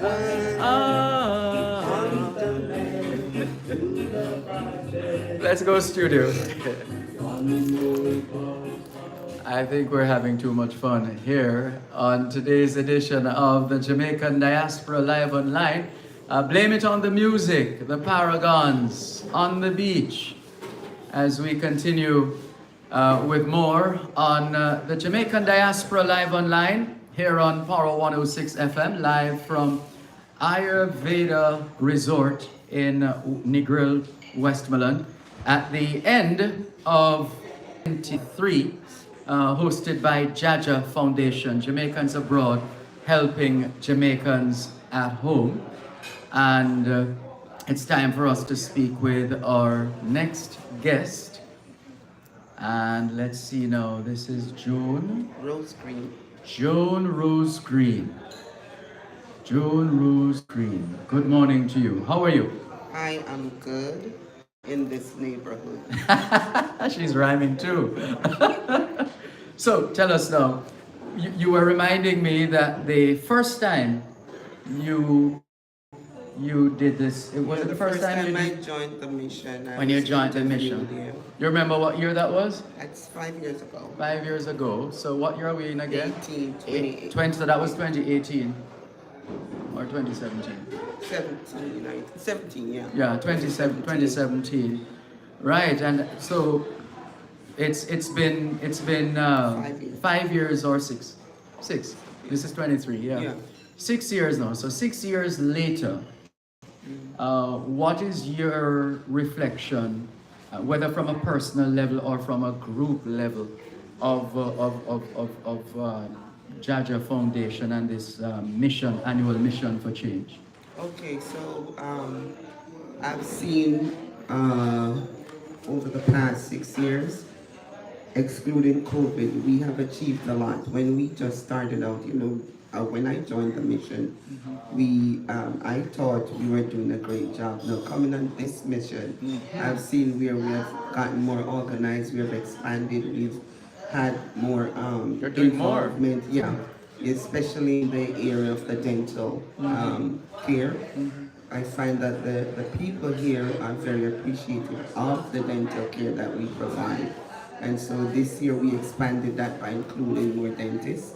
And I thought the program was well organized and went very successfully this time around. And as a group, yes, everybody was receptive. We worked excellent as a team. And this is something I look forward to every year. I'm sure you do. And what can you tell us with respect to your own experience? Is there anything that stands out for you, whether over these 6 years or maybe something that happened this year during this week for Mission for Change? Well, overall, I must say that our CEO, Trevor Dixon, has a passion for what he does, and he has a way of enticing us till I would say rope in. So we are getting well. For me personally, it's a sense of satisfaction. So this is a time I look forward to come and serve my people, like we say, Jaja, abroad, helping the locals here at home. So I really do enjoy this. It's a great way to give back to the people of Jamaica. And the sense of satisfaction that I get from it is beyond measure because it's something I enjoy doing. Absolutely, and it shows. And so what happens now? You go back to work? Yes, I go back, and tomorrow and Monday I'm back in the emergency room. Just like that? Yeah. As if nothing else happened before. Yeah, most of us, we worked the day before, got on the plane, and back business as usual. Left, came here, and jumped right on. And remind me, you're going back to New York? New York, Right. Brooklyn, New York. What's the weather like there now? Do you know? I think it's chilly. Ouch. I don't want to know. I don't want to know what it's like. Well, you continue to bottle up as much sunshine as you can to take back to New York. Done today. But I must say, a big thank you to Jaja Foundation for the excellent work that they're doing for the advancement of medical care in Jamaica. And Dr. Dixon and his team, they're doing an excellent job, and I look forward to always participate in this venture. Absolutely. Well done. Congratulations. Thank you so much on behalf of the government and people of Jamaica for the tremendous work that you have been doing and continue to do. Well done. My pleasure. Yes. Thank you very much. That's Joan Rose Green of the Jaja Foundation, Jamaicans Abroad, helping Jamaicans at home. And we are going to be, this is the chef. All right. Darren's Food Palace Caterers. Okay, that's the business. Hold on there, we're coming to you, chef. Just want to make sure.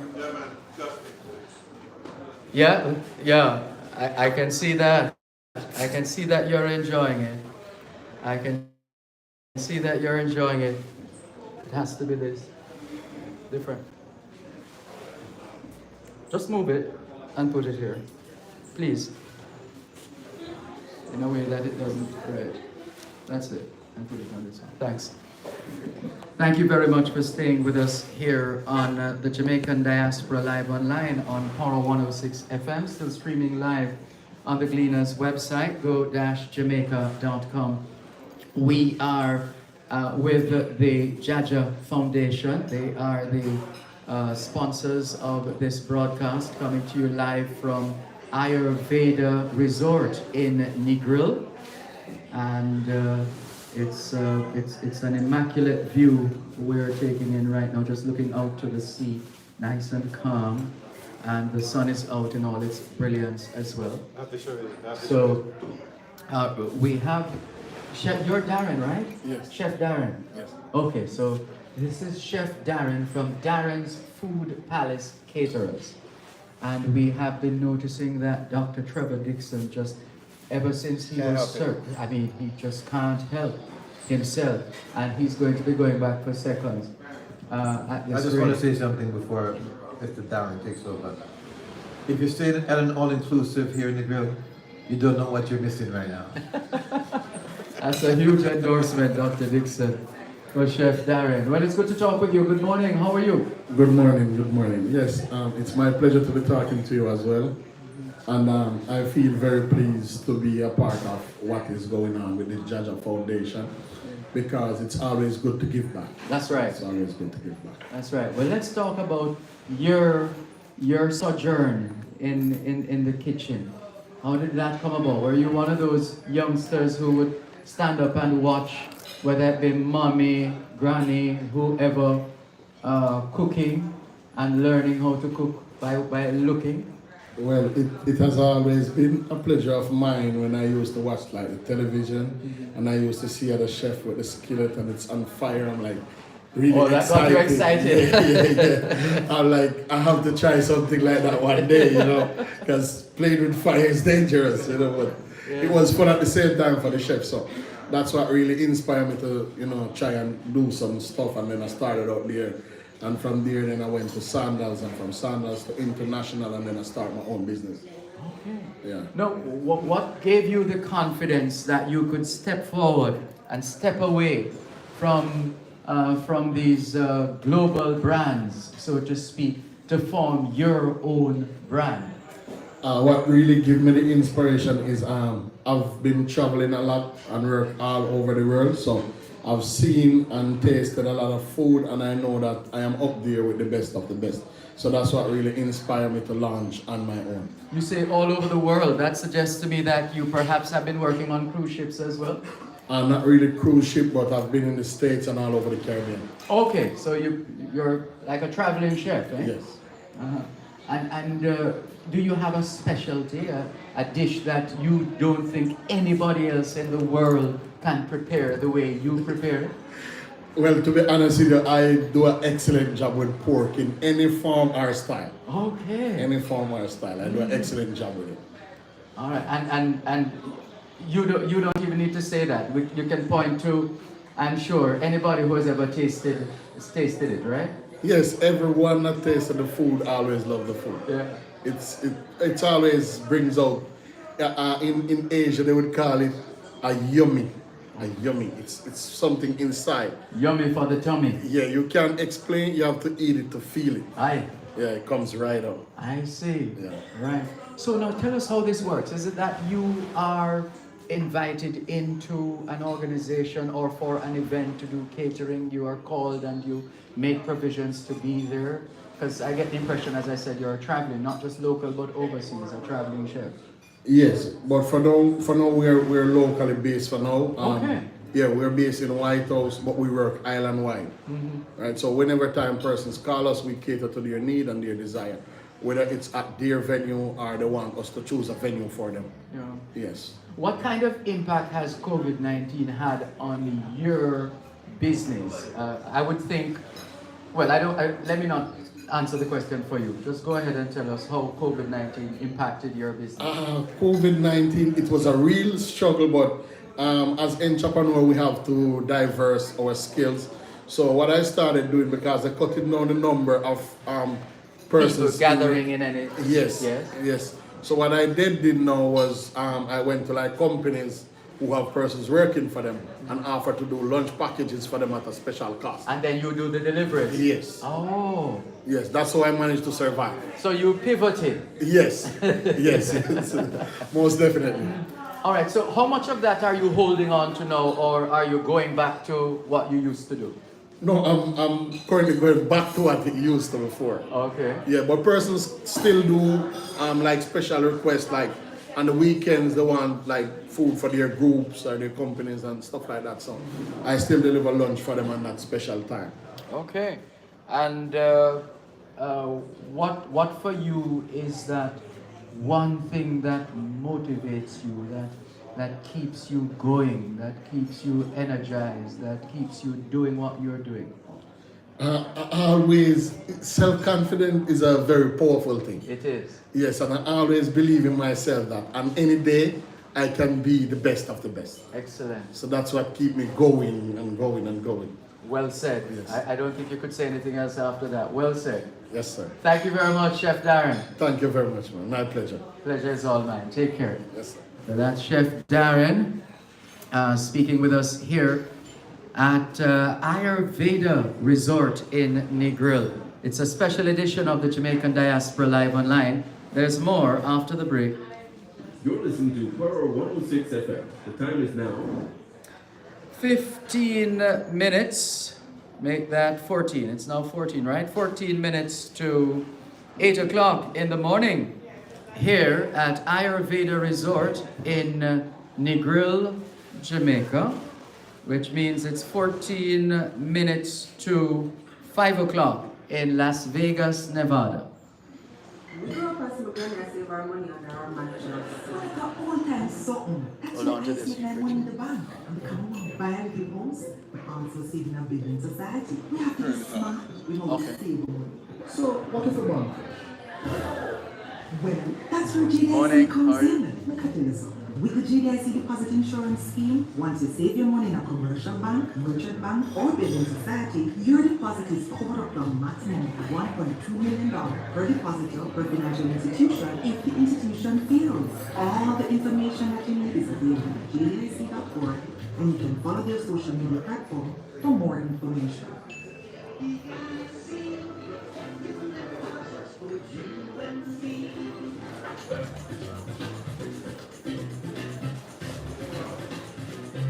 For 50 years, under the law has led you to know your rights and how the law will make it have to defend those rights. The program is brought to you on Tuesday by the Ministry of Agriculture and Fisheries. Grow smart, eat smart. Under the law, 6:45 to 55 a.m. That's 4 and 9:55 p.m. on 106. River Salute fans, you're in for a pay-per-view treat. Join OneSpotMedia.com January 2021 for the ecstatic Yeah, man. unlimited coverage of Went well. Buy your pay-per-view season pass tickets now for only US $25.99 or day pass for US $15.99 each and enjoy performances by Bounty Killer, Miniman, Third World, Kimpton, Sanchez, Lake G, and so much more. Simply log into OneSpotMedia.com, select the pay-per-view tab, and buy your ticket. You may also download the OneSpot Media app and watch live. This broadcast of the Jamaican Diaspora Live Online from the Jaja Foundation Health Fair is brought to you by the Jaja Foundation.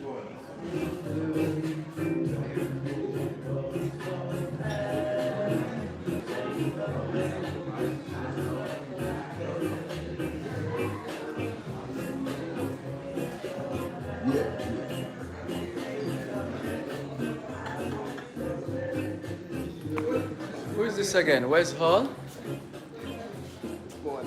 How are you? Where's Hall? Don't you have a good name? Andy Roberts. That's the name of the street. Let's go, studio. Thank you so much for staying with us here on this special edition of the Jamaican Diaspora Live Online on Power 106 FM. Still streaming live on the Gleaners website, go-jamaica.com, live on your smart devices all over the world. And let's remind you that this broadcast, this special edition of the Jamaican Diaspora Live Online is brought to you by Jaja Foundation, Jamaicans Abroad Helping Jamaicans at Home. And joining us now is Mr. Andy Roberts, who is going to be sharing with us. What's that? I beg your pardon. Let me properly introduce him. One of the directors of Jaja Foundation. Good morning to you and Happy New Year, since it's the first interview I'm doing with you for 2023. Mr. Andy Roberts, how are you? Good afternoon to you, sir. It feels that way already, right? Still morning. Yes. Morning. Thank you so much for joining us.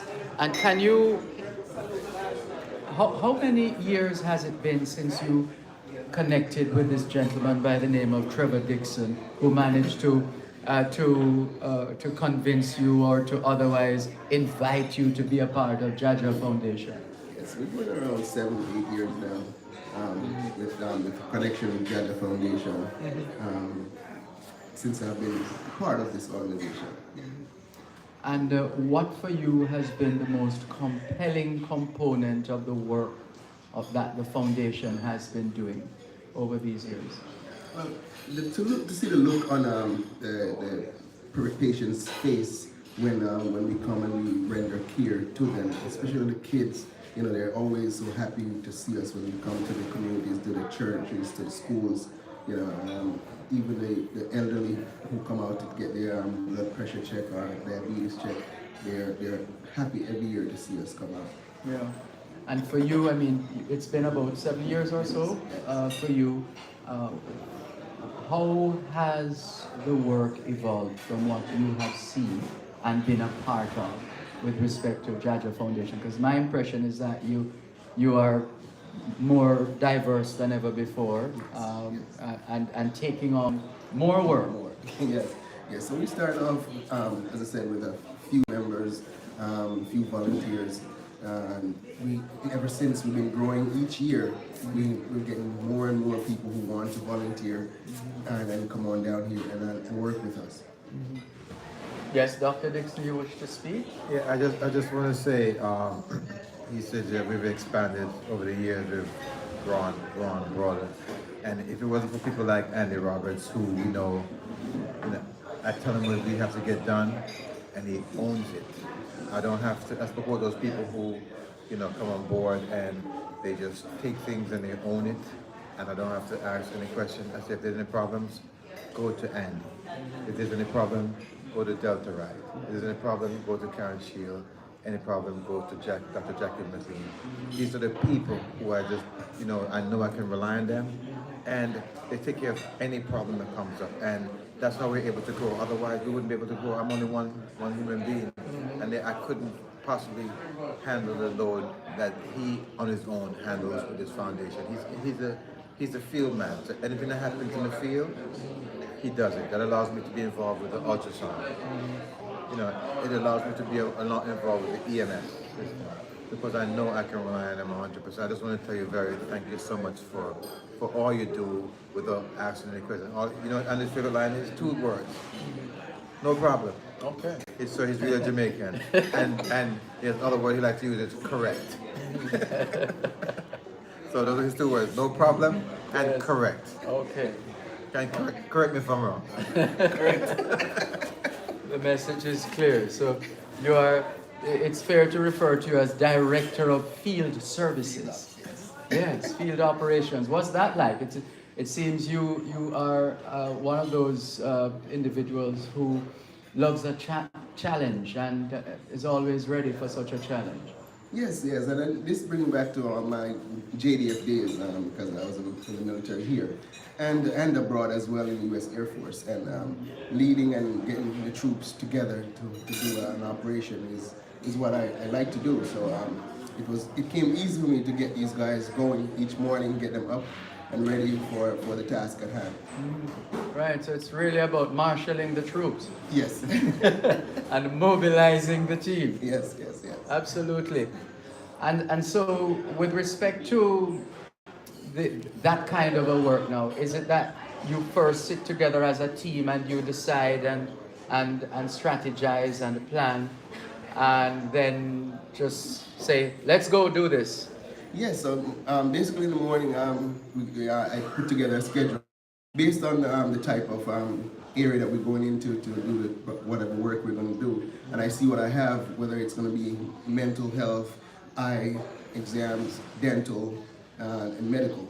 And then I try to put who fits in that area of expertise so that we can get the job done that particular day. Because you don't want any square pegs in round holes or vice versa. That's correct. So, how easy is it to find the perfect fit within the Jaja Foundation family? Well, you see, and that's a good thing with the Jaja Foundation family. We've taught most of these people to be flexible. You know, so even if you're not an expert in that area, you just jump in and get the job done, and wherever you can help. Yeah, as long as you do it well, that's the idea. You do it and do it well. Do it well, yes. Yes. And what can you tell us of your own personal experience or experiences that readily come to mind in the years that you've been serving with Jaja Foundation? That one thing, that one moment, that experience, that individual that you can't get out of your head. All right. So as I said, a lot of times we come upon stuff that just falls into our hands as Jaja people. We might be coming along the roadway, and as I said, every trip we come down here, we run into some incident or accident. And I remember one time we were coming down here, and we're just sitting at Scotch's having dinner, and all of a sudden we hear a screeching halt, boom, an accident, and you had to jump into action. The Jaja team jumped into action. We had our gloves, mask, everything, and we had to extricate an individual from a vehicle that was overturned, just footsteps from where we was. And that type of stuff that is the type of stuff that we want to do in Jamaica, wherein people are trained enough to just jump in and help an individual instead of standing around and watching or videoing what's going on. Yeah. Yeah, it's sad that we've reached that stage, though, where the first thing we do these days when something happens is to take out the camera. Yes, basic assistance, CPR. I mean, turning an individual over just to get them air. You know, simple stuff that we can do instead of standing around. You know, this is why we're trying to implement this EMS program in this area. Right. And how successful do you think you have been so far, based on the work that Jaja Foundation has been doing in the area, sort of preparing the soil, so to speak? Well, individuals are as I said, that we've trained and talked to, they're excited about it, and they're now becoming aware of how good volunteerism is, meaning just going out and help someone in need. So it's coming along. Yeah, and the song says, if I can help somebody as I pass along, then my living shall not be in vain. Yes, that's the feeling you get, right? Sir. Yes, sir. Absolutely. And that's my motto. I like to help people. All right, so after doing all the work that you've been doing this week, what's the best way of relaxing for you or winding down? Well, it couldn't be a better place than being right down here by the beach and the grill. So, you know, after a long day's work, today we're just going to unwind and pack up and see. Oh, you're still working today? Oh, we're going to do a little bit of work in the morning. So I'm gathering the troops early, get us, you know, to finish finalizing some stuff, and then we can take a half-day break. Well, the work continues, clearly. Yes. Yes. Well, it's always good to see you, always good to talk with you. And as I've been saying, a grateful nation says thanks on behalf of the government and people of Jamaica for the tremendous work that you've been doing. Well done. Take care of yourself. All right, you too. Bye-bye. This is a special edition of the Jamaican Diaspora Live Online here on Power 106 FM. I'm Dervan Malcolm. Welcome if you're just joining us. Hello to those who have been with us since the wee hours of the morning, and we thank you so much. This broadcast brought to you by Jaja Foundation, Jamaicans abroad helping Jamaicans at home. We're live at Ayurveda Resort here in Negril, and we're on the beach essentially, hence the recording we've been playing this morning by the Paragons on the beach. Let's take you to the break with that song and come back with more in just a moment. Just a moment. Let me switch this.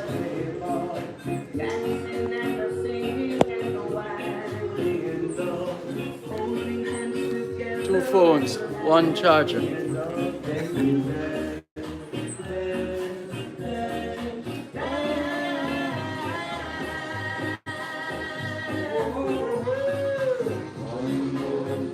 lots of messages.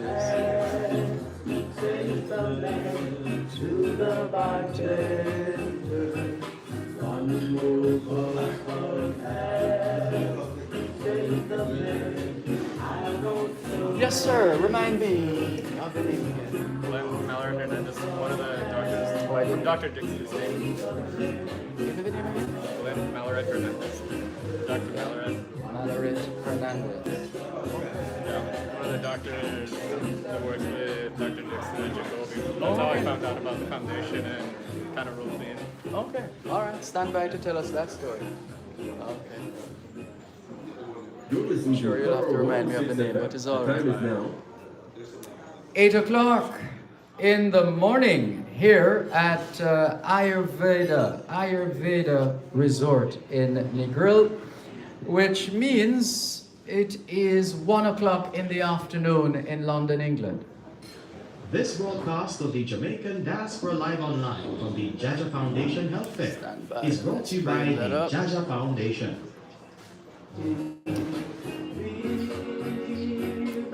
Want to get the name right, just a moment.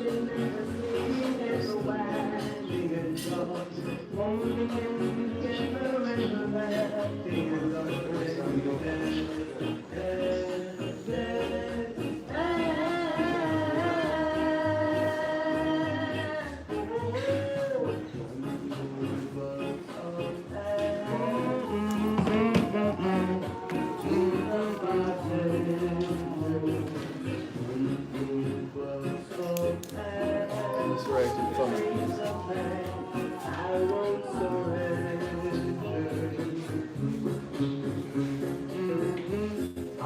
Hello, Nurse Claudette.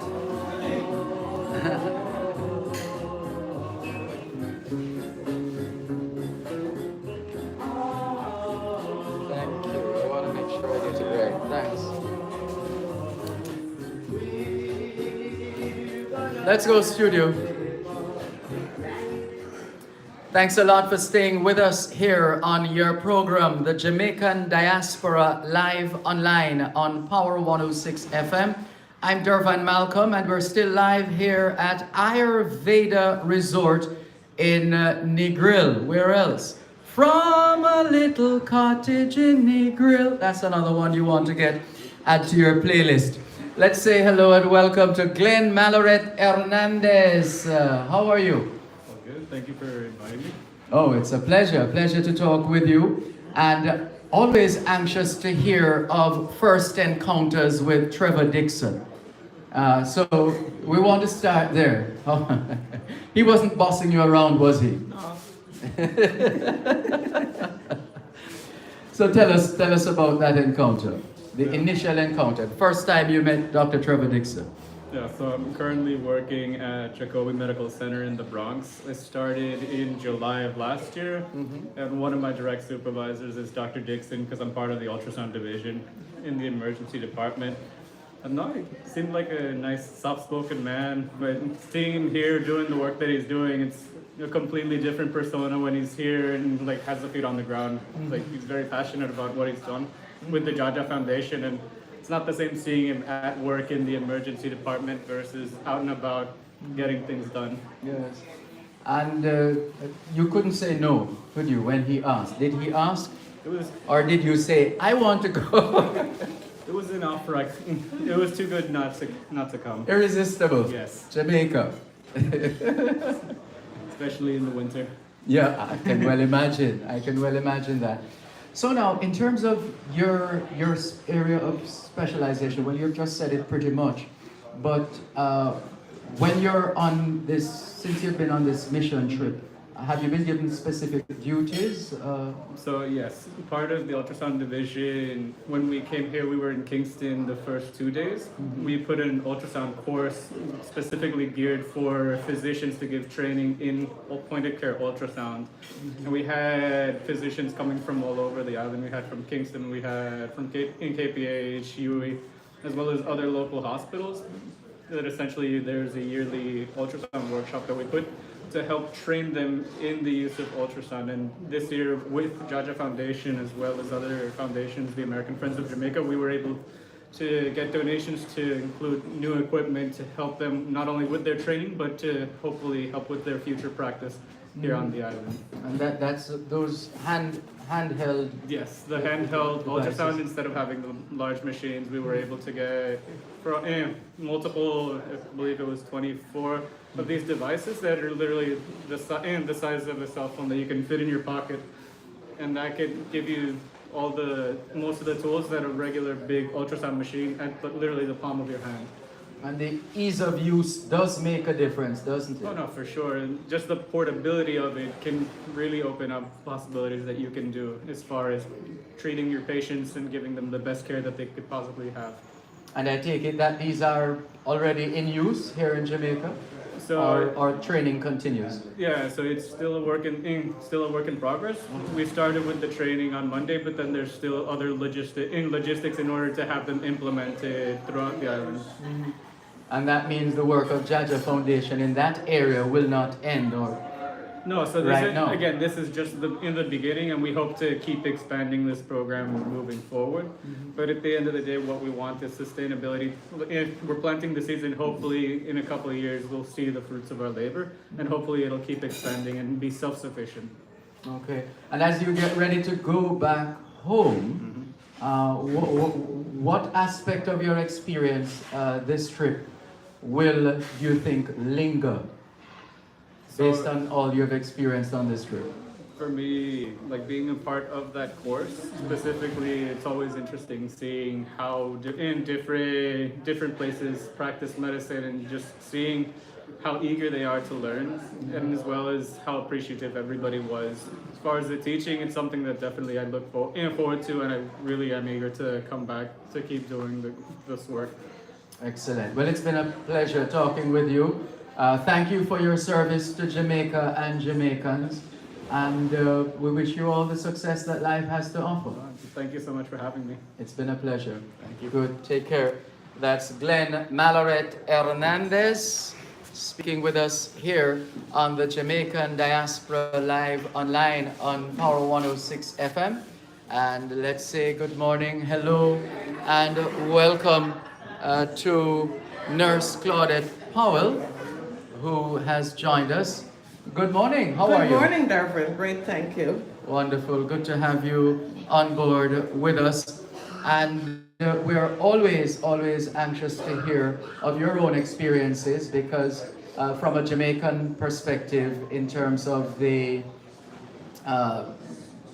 visiting the various sites and doing the work that you do, is there anything in what you have done so far this year that on this trip that gives you a sense of achievement?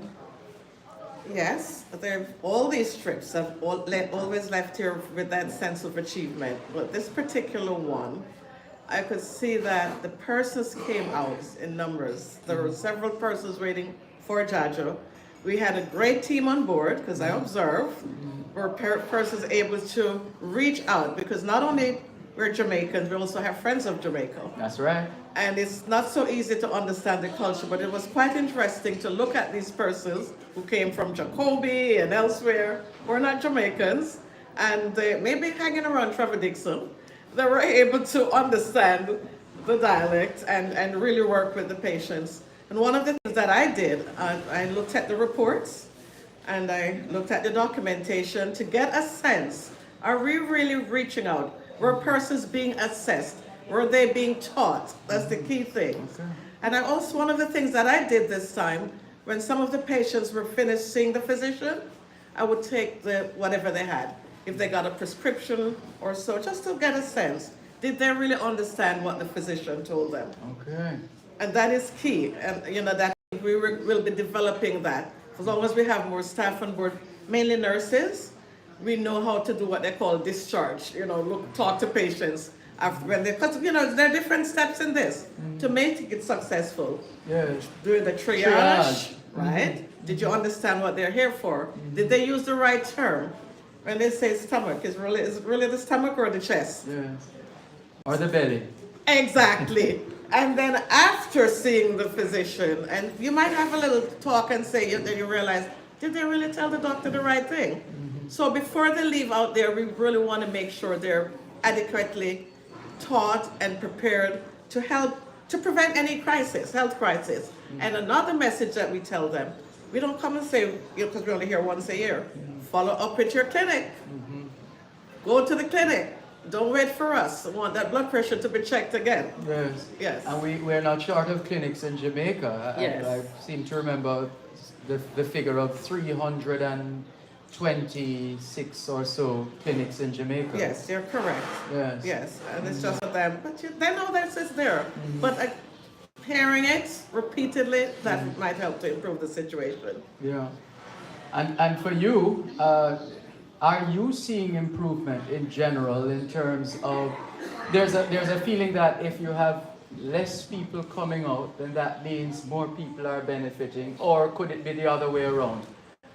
It could be the other way around. That some of them, they know that we're there, but they're afraid to find out what's happening. And you know, the problem of non-communicable diseases in Jamaica is still there. I'm not seeing much of a change, but I'm sure we played our part. Diabetes, high blood pressure, yes. Going for their screenings, you know, we talk to the women, did you get your pap smear?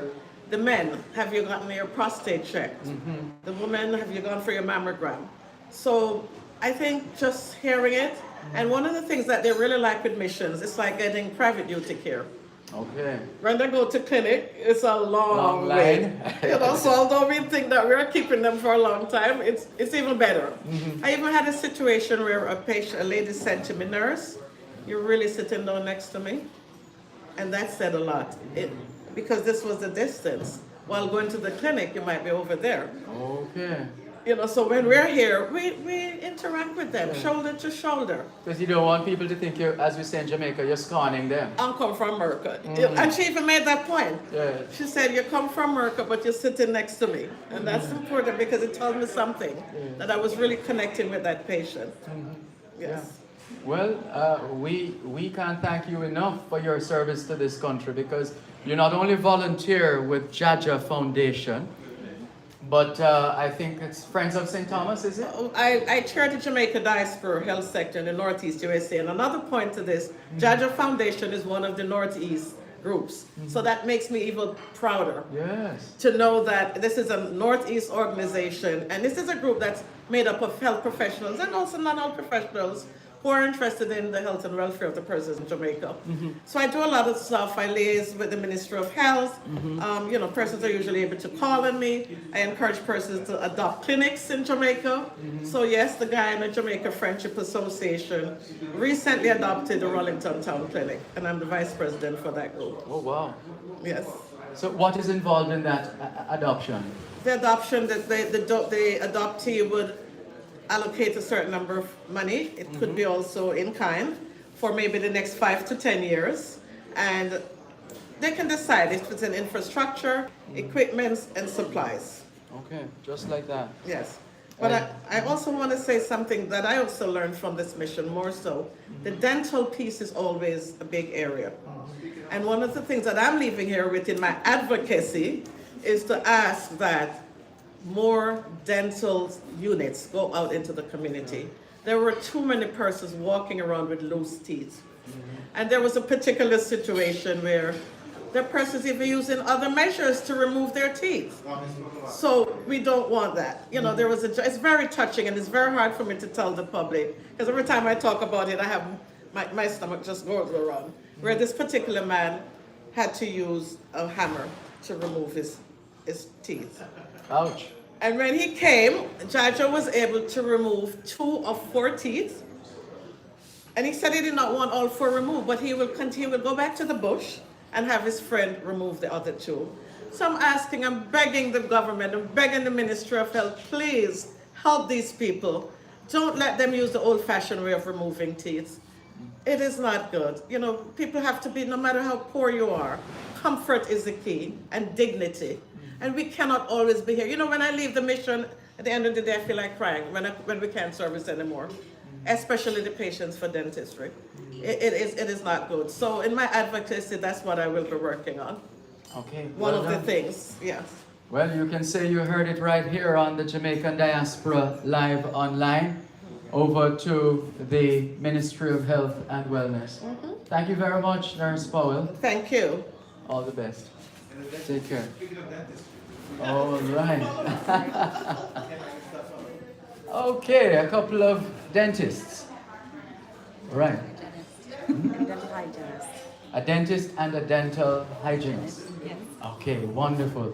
All right, so let's say good morning and thank you so much for agreeing to speak with us, but we need to take a break. That's the signal I just got. Stay right where you are. We'll take the break and come back. You're listening to Pearl 106 FM. The time is now.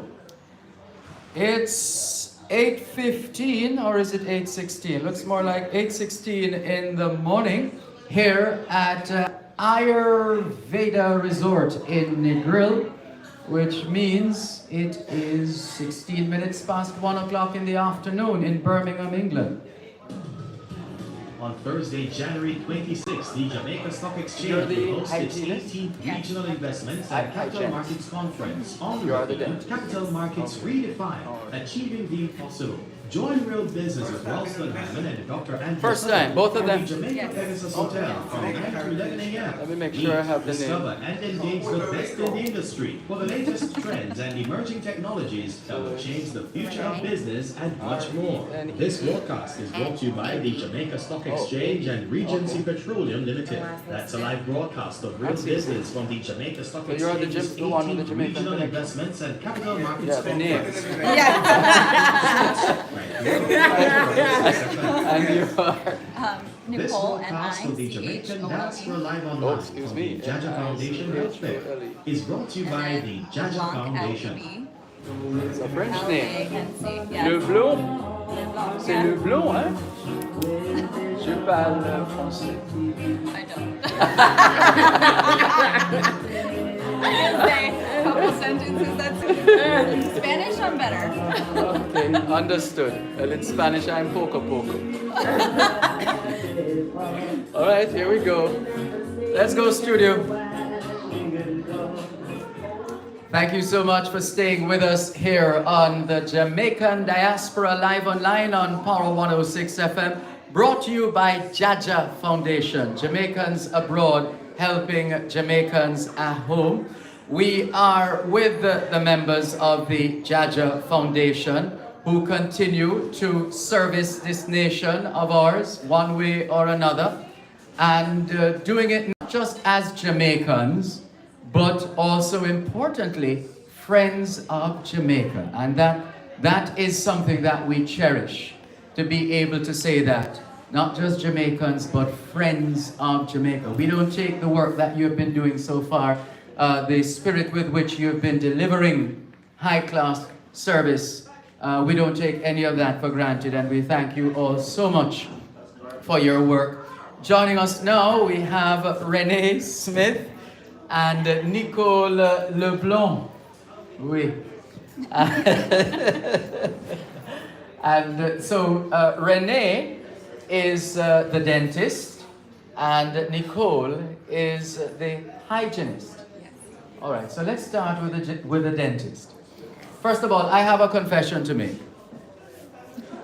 I used to, before COVID-19, I used to go to the dentist at least twice a year. Then COVID hit, and I didn't want to go anywhere. So I have not been to the dentist since COVID-19 hit. Oh my God. So, so I need to fix that. I need to fix that. Right, Renee? Correct. But it's not only, here in Jamaica, but also in the United States. I noticed that people have not been, to the dentist or, medical. It could be just any health profession because, they're afraid of the COVID going around. They know what to do. So you're not the only one alone with that. I have definitely had patients that haven't been there for years. And moving forward, there was a lot of, cavities, increasing because they don't get to go for the checkups every, 6 months. So we have to step it up on that proportion because it just, before you know it, they had a plan for regular refilling and it had to be extraction. And we don't want to go to that route because we want to preserve the teeth that they have as much as possible. And in any case, it's a little foolhardy on my part and those who, but understandable. But the fact is, a dentist's workspace is always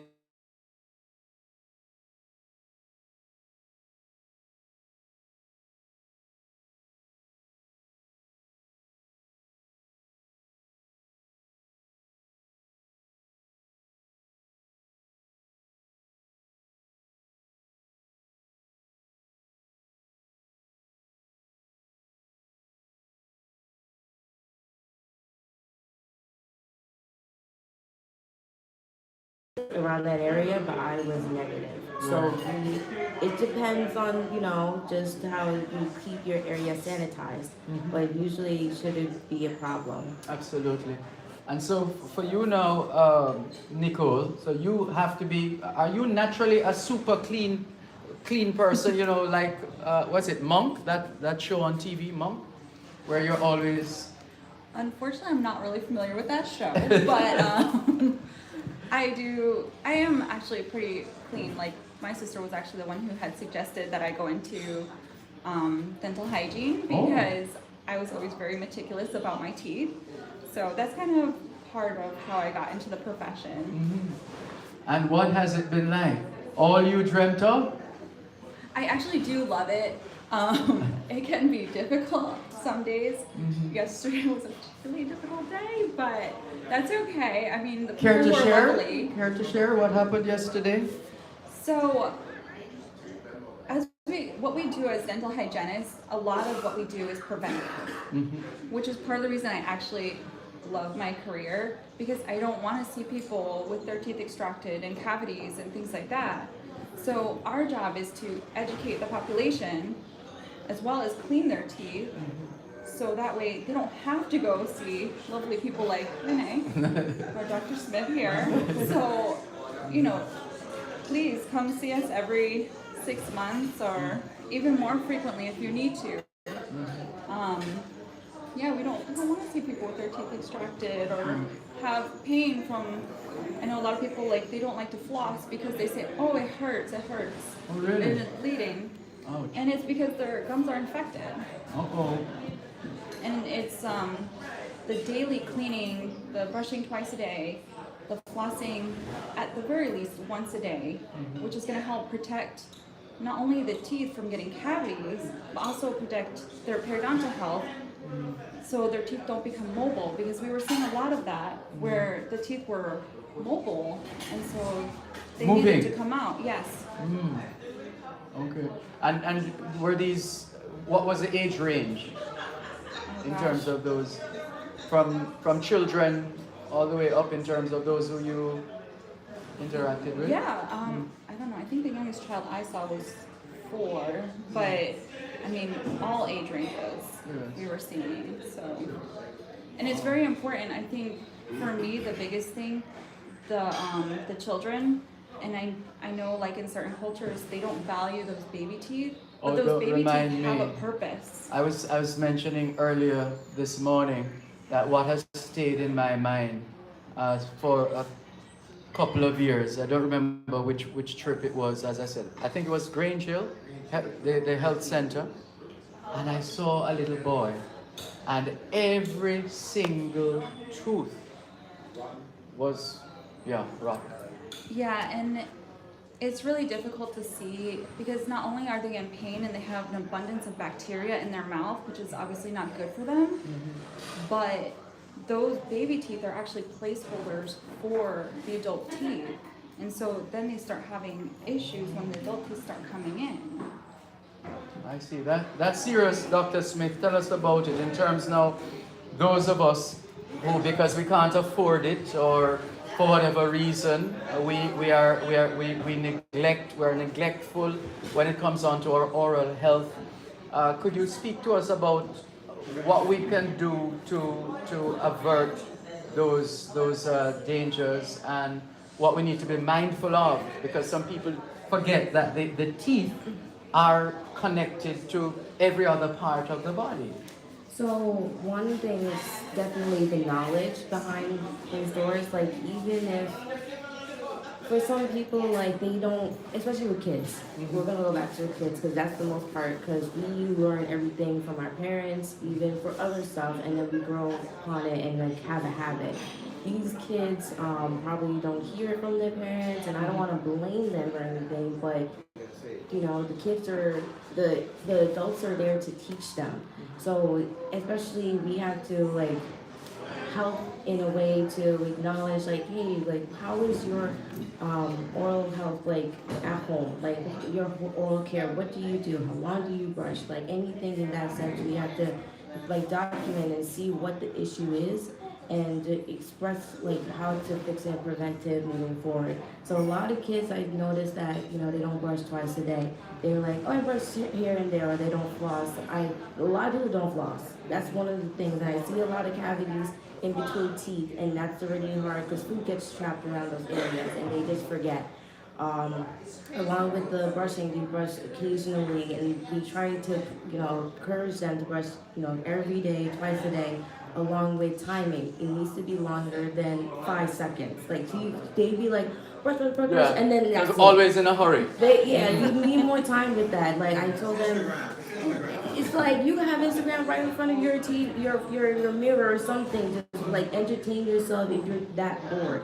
Like I just rather they take the time rather than rushing and then they forget other parts of their mouth, and especially on the back. Like they focus more on the front, and the back is just like bound out and needs to be taken out. And the back teeth are very important due to the fact of eating. And then when the back teeth is, you know, taken out, they start using the front teeth, and the front teeth is it doesn't work in that functionality, and they start breaking off and chipping. Okay. So that's a lot of work to be done in terms of from what you have seen, and it is true because as I said, I've seen it as well. Maybe a public education campaign, perhaps. I know in Jamaica, October is observed as Oral Health Month, and there's usually a lot of information there, but clearly more attention, and Nurse Powell mentioned it earlier on, that that's one area she's going to advocate for, that more be done to promote oral health. Yeah, and I'm sure you would agree, Dr. Smith. Oh yeah, definitely. Because knowledge is power. They don't say that just to say it, but it's really out there. Yes. And of course, well, I have to ask you, in terms of your choice of a profession, how similar to Nicole is your story? Very, very similar. Like dental hygienists is just as important as dentists because they kind of help us in a way with the preventatives, and that's what we're trying to do originally, to prevent these from excelling to cavities and extractions. And I noticed that a lot of people would just go to the dentist for emergencies when they have pain, rather than just coming in for a checkup, so we could prevent it earlier before it got that far. Yeah. So, you know, all the dental hygienists, dental assistants, they really help out as much as they can. They, you know, make the day go smoothly. And I noticed that for just, you know, going and doing the dental work at the health fair, I would want like more dental assistants, just because there's so many of, you know, patients there. We want to make sure that everyone gets the opportunity to be seen. But we're like, again, short with that part. And if we could expand that to make it go smoothly, that would be great. Indeed. Well, we are on radio 6 days a week, so we'll do our best to keep that word out there. Before we go, though, let's talk about your Jamaican connection. Who told?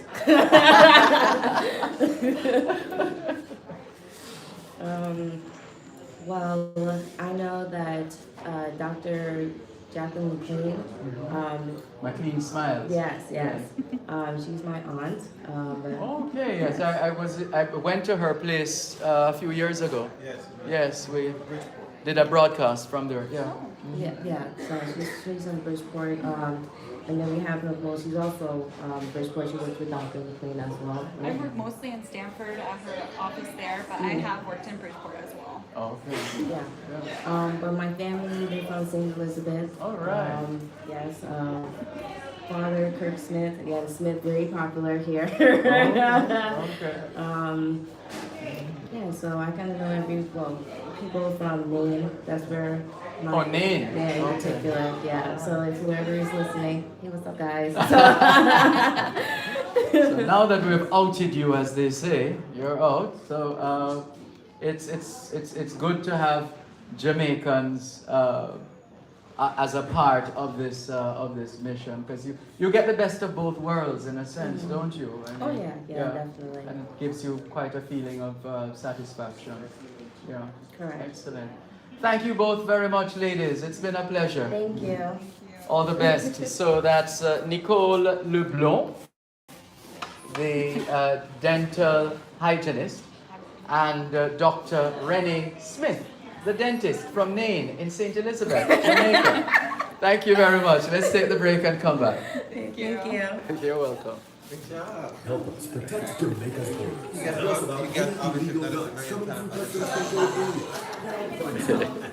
So Mike is actually the director of our GEMS program. Mike.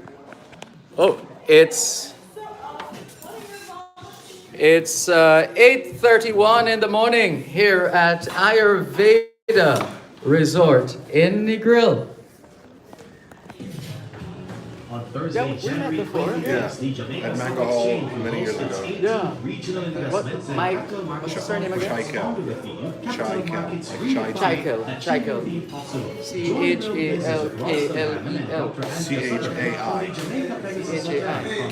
Chaikel.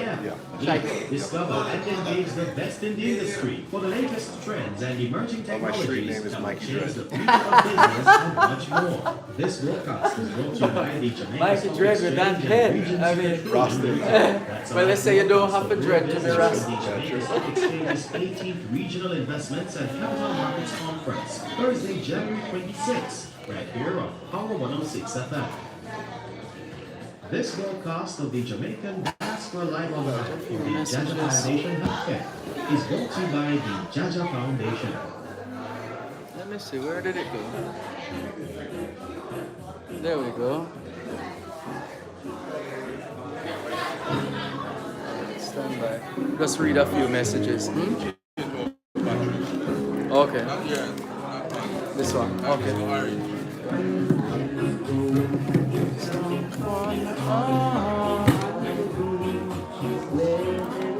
Where is it?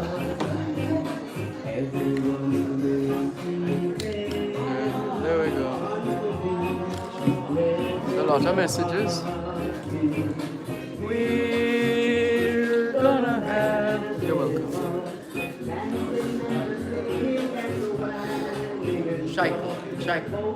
Chikel. Most people butcher it, so don't worry. Let's go, studio. Thanks a lot for staying with us here on the Jamaican Diaspora Live Online on Power 106 FM. I'm Dervan Malcolm. We're live with the Jaja Foundation, and this broadcast is brought to you by Jaja Foundation, Jamaicans abroad helping Jamaicans at home. We're at the Ayurveda Resort here in Negril in Westmoreland, Jamaica. Although remember that both Westmoreland and Hanover straddle Negril. Yeah, they share Negril. But because we passed the sign, so we're in the Hanover section. But yeah, they share the 7-mile stretch of white sand beach. Right. Anyway, we have multiple messages that have been flooding in. And let's see if we can read a couple of them for you. Good morning, Uncle Dervan, says Sean Chambers. Morning, Sean. Levi Goslin says, good morning, Dervan. Hope all is well with you, your family. Much blessings. Joan Lockett says, good morning from Ocala, Florida. So good to see the wonderful partnership of Dr. Trevor Dixon and Garvin Gray. and their dedication to the mission of helping Jamaica. Levi Goslin says, I'm inclined to believe that you were a member of the Paragon group of singers. Yes, I've been singing this one a lot, yes. And Raven Yenda says, what does, okay, in reference to the chef who was talking about pork earlier on, what does he do to his pork that makes him believe it's so good? How do they? And then Raven Yender is asking, how do they choose what projects to support? Local champions. Huh? Local champions. Local champions. Okay, so you gather intelligence from local champions. And Joan Lockett says, just like to say that Jaja Foundation has the best acronym of all. Maybe one day Dr. Dixon can tell us how it came about. So those are some of the messages on YouTube. Well, I don't even want to start Facebook now because it's overflowing. Multiple messages on Facebook, but we're not neglecting those of you watching on Facebook. We'll come back to you in a little while from now. But right now, we are going to be speaking with Mike Scheikel. Perfect. Thank you. One of the few that gets it perfect. Oh, you're very kind. Right, so Mike Scheikel is going to be speaking with us now, and as usual, everybody has to tell us the story of what happened, how did they come to know Dr. Trevor Dixon, or how did they come to know about the Jaja Foundation. I think you have told us that before because I've interviewed you in the past, but this is a new day, and it's a new year, so, and I like to say the R in radio is for repetition, and repetition, they say, is the greatest form of pedagogy, and that word is also pronounced pedagogy. Yes. Let's get in a word now from Mike Scheikel in terms of how you came to be involved with Jaja Foundation. So I, excuse me. Oh, by the way, his nickname is Mikey Dread. Can you tell? Seriously though, go ahead. So I fell in love with the people of Jamaica decades ago, and I always wanted to perform or partake in a medical mission. I searched multiple organizations and I really never found the right fit. And happening to read The Gleaner, I came across an article regarding the Jaja Foundation and the mission work that they performed. And it spoke about Dr. Trevor Dixon and his mission. So I Facebook stalked him. I sent him a private message on Facebook, and within 2 minutes he messaged me back with his phone number saying, please call me. What? You're that efficient, Dr. Dixon? I'm kidding, sorry. He was on the ball. He's so good like that. So I called him back, and we probably had an hour phone conversation. He was explaining to me the vision of Jaja, and he was asking me what my I guess hopes were in medical missions, and it was just a natural fit. Oh, wow, that's quite a story. And so for you don't have a choice then. You have to be a part of this every year. I honestly, my life wouldn't be fulfilled if I wasn't part of this mission. And not just this 1 week, it's an ongoing, it's a 365-day-a-year project. And putting this together is very cumbersome. So yeah, being a part of this mission is basically part of my life. So is it that Dr. Dixon designates to you a particular role, or it's a matter of being so dynamic that you are able to fill a position as the need arises? Well, I think he knows each one of our specialties back home, but I think part of these missions or the biggest part of the mission is being flexible. So my role back home, I'm a physician assistant. That's not a profession that's here in Jamaica. So I can't practice like I do back home here. So there are other roles that I fill in. It could be as simple as just loading, supplies onto the bus, sorting supplies. When we get to a site, crowd control, making sure that people are served, people are treated with dignity, and just making sure operations run smoothly. Yeah. So it's just important to fit in. And there's a general understanding that with practice, I mean, if you keep doing the same thing, chances are you at some point you master it, and it runs like a well-oiled machine. Has that been your experience, for example, working with Jaja Foundation? Absolutely. Each year we bring on new volunteers, but setting up a mission or setting up a health fair at different sites, there's pretty much a standard. We do have to be flexible, location, size, just, you know, crowd control, you know, communities, this might be the first time that they're seeing us, so they don't even know what to expect. Right. So yeah, just being flexible and, you know, adapting to the environment that we're working in. And what is your impression of how they have been able to reconcile the two over the years, in the sense of, okay, who are these people on the one hand, and at the same time, oh, they have some things, it looks like they're going to do something. I mean, it's incredible. Sometimes, most of the time when we get to a site, you know, you can tell that there's going to be a large volume of patients, people that need education, people that need dental cleanings, medical screening exams. But you can tell as the day goes on and these people then call their family members and say, we have this awesome group out here providing, you know, care to our community. You can tell that the crowd just builds. So. Yeah. And for you personally, how do these interactions, engagements, site visits, and involvement, how do all of this impact your well-being, so to speak, or impact you in general? I mean, I think each one of us have a skill, not just here on this medical mission, just in life. So giving back to people who may be less fortunate or who are underserved, I think that's, we're all part of humanity. And I think it's just important to really give back to those that don't really have the opportunities that we might have. Yeah.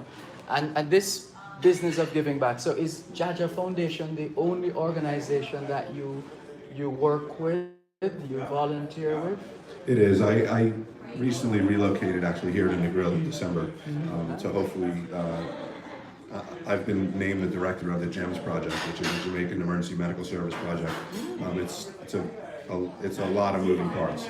Well, since you've raised it, for the benefit of those who haven't heard about it before now, can you just give us a quick understanding of what you're hoping to achieve and going forward here in Negril with respect to the GEMS project? So as many of you are aware, in Jamaica, there's a lot of patients who pre-hospital are not getting the care that they probably deserve. There's just not enough, you know, services to them. So with all the motorbike accidents and trauma, we felt that there was a need for a emergency medical service, a volunteer service. So we're hoping to basically train, which we've already started, local pioneers, local Jamaicans, teach them basic, you know, first responder type stuff, CPR. And we're in the process of importing an ambulance to start a service alongside the Negril Fire Brigade. We're going to start small, but we felt that there was a need. We spoke with the people, the local people here, and we're kind of trying to create partnerships and just. How receptive have the volunteers so far? In terms, I should say, I've worked with in jazz. Skills that they don't have, skills that they can take back to their communities. But two, this is a stepping stone. Time flies. When you're having fun. You know? Oh dear. All right, so let's take the break and then we'll speak with the ladies who have joined me right here on both, well, I almost said both sides of the story. This is the Jamaican Diaspora Live Online, where we tell you both sides of the story. More in a moment. You're listening to Power 106 FM. The time is now. 15 minutes, can you believe it already? 15 minutes to 9 o'clock in the morning here at Ayurveda Resort in Negril. Rebel Salute is waiting for a pay-per-view treat.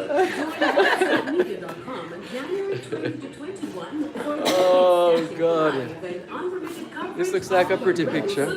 Buy your pay-per-view season pass tickets now for US $25.99 or day pass for How long US do you keep these videos for there? Forever, unless we tell them otherwise. There you go. You can all look for back to the video. There's a song. Oh, there's a song actually. Forever is as far as I'll go. Yeah. You know your music. I tried. You should have been a DJ. Well, they call me DJ. Well, I'm a DJ. Really? The D for Dervan, the J for Jeremy. Yeah, the M is Malcolm. DJ Malcolm. Yes. Morning with the Minister. Every Saturday, 5 of every month during Farm Talk with Mackenzie, right here on Power 106 FM. This broadcast of the Jamaican So we're wrapping. So I want to Jaja Foundation Health Fair is brought to you by the Jaja just Foundation. hail up some of these people. And then I bring you in.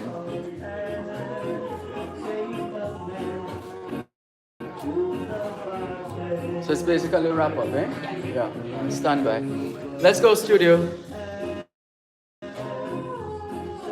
For staying with us here on the Jamaican Diaspora Live on Power 106. Dervan Malcolm. We're live at the Ayurveda Resort in Negril.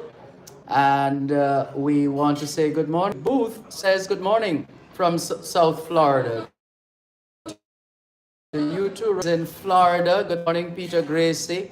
Curleen King says that's my parish.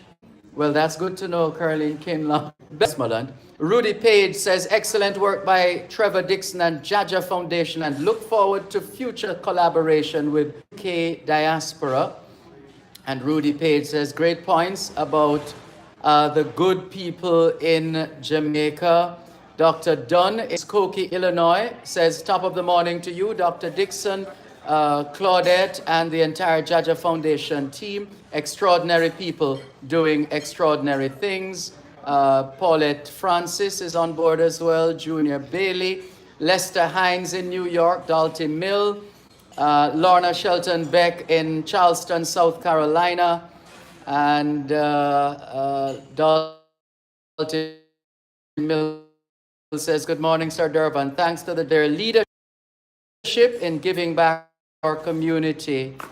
And Steve McDonald, Canada, says, Dervan Malcolm, we could make a special appeal to UTEC and UE regarding the dentist. And so we have, we're with 3 champions in terms of service. We have them as well, right? Yo, woman. Anyway. No, but seriously, you know them by now. Dr. Trevor Dixon, the founder and CEO of Jaja Foundation, Jamaicans Abroad, helping Jamaicans at home. And you would have met Karen Shields some time ago, because Karen Shields, you're one of the foundation people, right? Yes.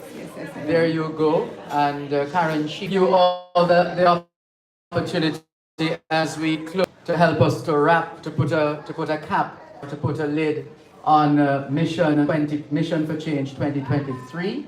Who is going first? Karen has the mic. Okay, go ahead, Karen. You have the mic. Just want to say that it has been a tremendous and fulfilling experience as you. I'm happy to be a part of the Jaja Foundation. I've learned so much coming on board. I've improved my skills as an event planner, which is my background. And it's really good. I want to thank all the persons who assisted us with not just our sponsors, but there's so many moving parts to this. And so I want to thank all the persons who have been involved in putting everything together. From transportation, we want to mention our drivers, our security team, Happy Times Tours, that's Mr. McBean, both my drivers are brothers, and our security persons who have been, helping us. Some training at the Negril Chamber of Commerce, and special thank you to Mrs. Bradley, who has always been there for us and is our local champion here in Negril. The Maxi Kingston, Catherine's Peak and Grace Foods, World Brands, Ayurveda Hotel, which is where we're staying at, American Friends of Jamaica for coming on board and purchasing the Butterfly Ultrasound IQ Pro for us to have that launch event in Kingston, and also for Dr. Dixon and his team to be able to train our Jamaican doctors in the use of this new technology.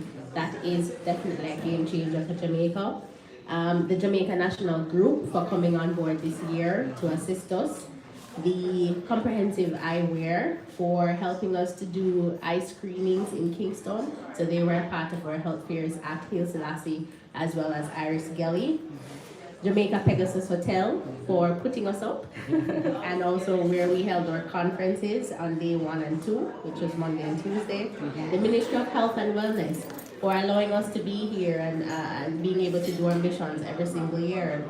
The Kingston Public Hospital and of course Dr. Wong, who is the person in charge of the emergency unit there.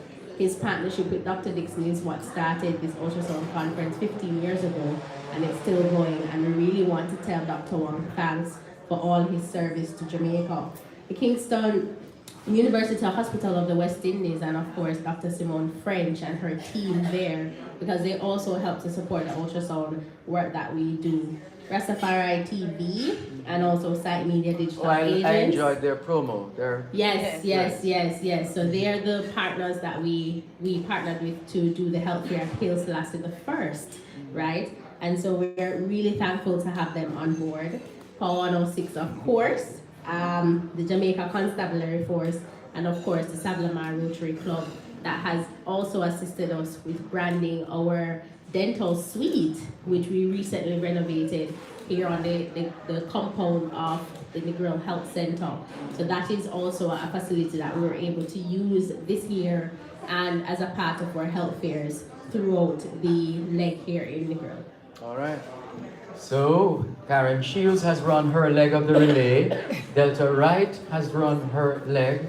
It's time now for Dr. Trevor Dixon to bring it home. But before that, Karen Shields. Just quickly, I want to, and sometimes we forget, it's hard to remember everybody, but I want to make special mention of a gentleman by the name of Lincoln Walters from Kingston. I met him on Saturday while I was doing some advanced work, and he helped us with a very special issue that we had in terms of clearing and getting some things in. Wherever you are, Mr. Walters, you're an angel on Saturday when you helped us out. He knows what I'm talking about, but he's a very special person. I also want to thank Miss Smith from this hotel here, Ayurveda, who facilitated us with a lot of things that we needed, which were out of the ordinary things that we had wanted, and she was very happy to assist us with that. So I just want to mention also the Health for Wellness for Life Foundation at the Ministry of Health, the team there, Ms. Hall, Mr. Cephas. Thank you so much for everything that you've done. Okay. Well, thank you Now guys. the ankle leg. Take it away. Well, it's been a constant teamwork, and sometimes we forget the real heroes here. First of all, Dr. Jacqueline McLean Marks, she's not speaking today, but she pretty much had to close on her practice in Connecticut. She has two offices, one in Bridgeport, McLean Smiles, one in Bridgeport, Connecticut, and one also in Stamford. To take your staff and pretty much alter your practice to be here in Jamaica. Things are going on there, she can't be there. So kudos to Dr. Jacqueline McLean Marks for making that sacrifice for being here. And the ultimate sacrifice, we have family, back home. Andy Roberts, his wife Keisha Roberts, he has a newborn, and she allowed him to come here. Wow. So kudos to Keisha Roberts, the wife of Andy Roberts, of allowing him to come here, and she knows how passionate he is about Mission for Change, and she allowed him to come. Captain Dwight Shields over there in Montego Bay, over there in Westgate, he allows her to come on these medical missions. And Delta Wright, she's recently engaged, and she's about to step into what it means to tell your husband, you know what, I'm going to have to go away for a week with Jeddah Foundation. But I say to her other half, remember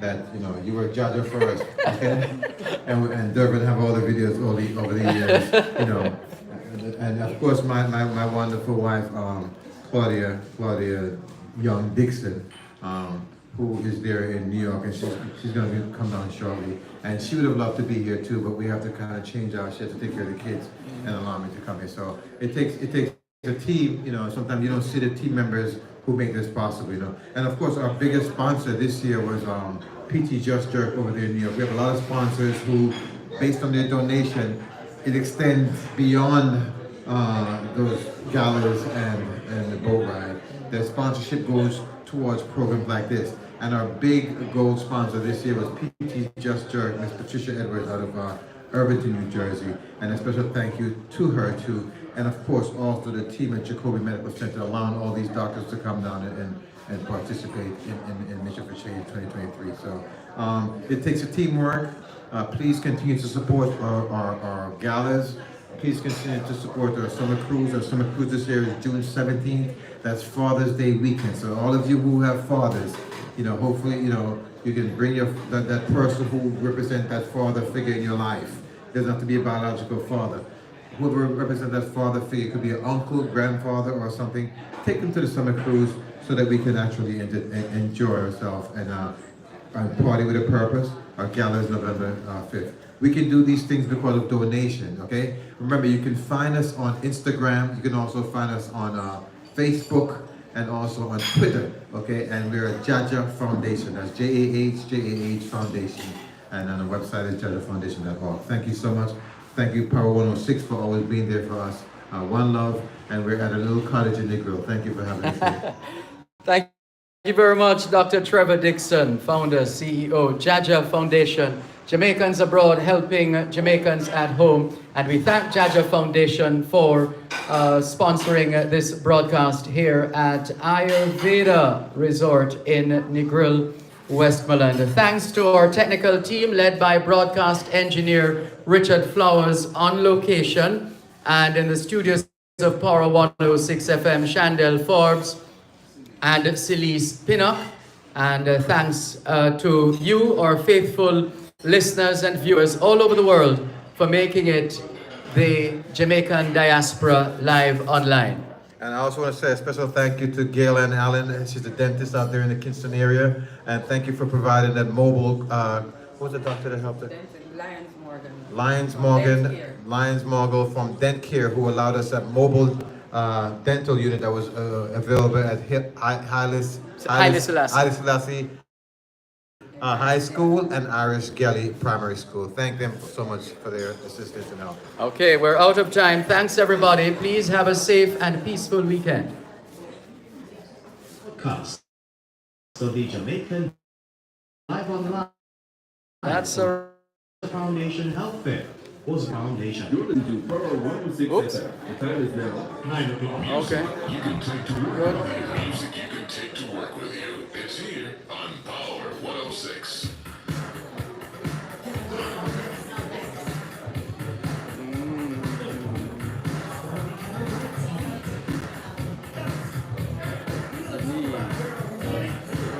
Bob Ritchie.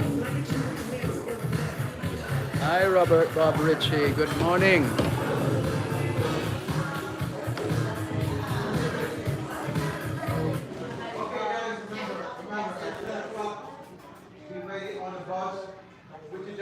T-shirt. If you have a Judge T-shirt you would like to participate, yes.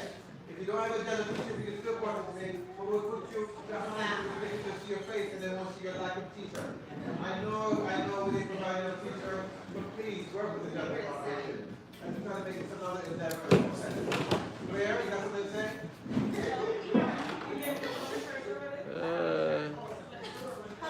Yes, you can wait a bit, that's fine. You know, we're doing it for a total of 5 minutes. Huh? Okay. Okay.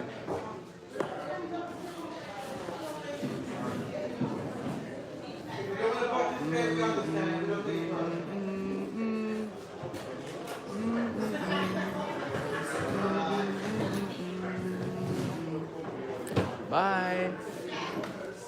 We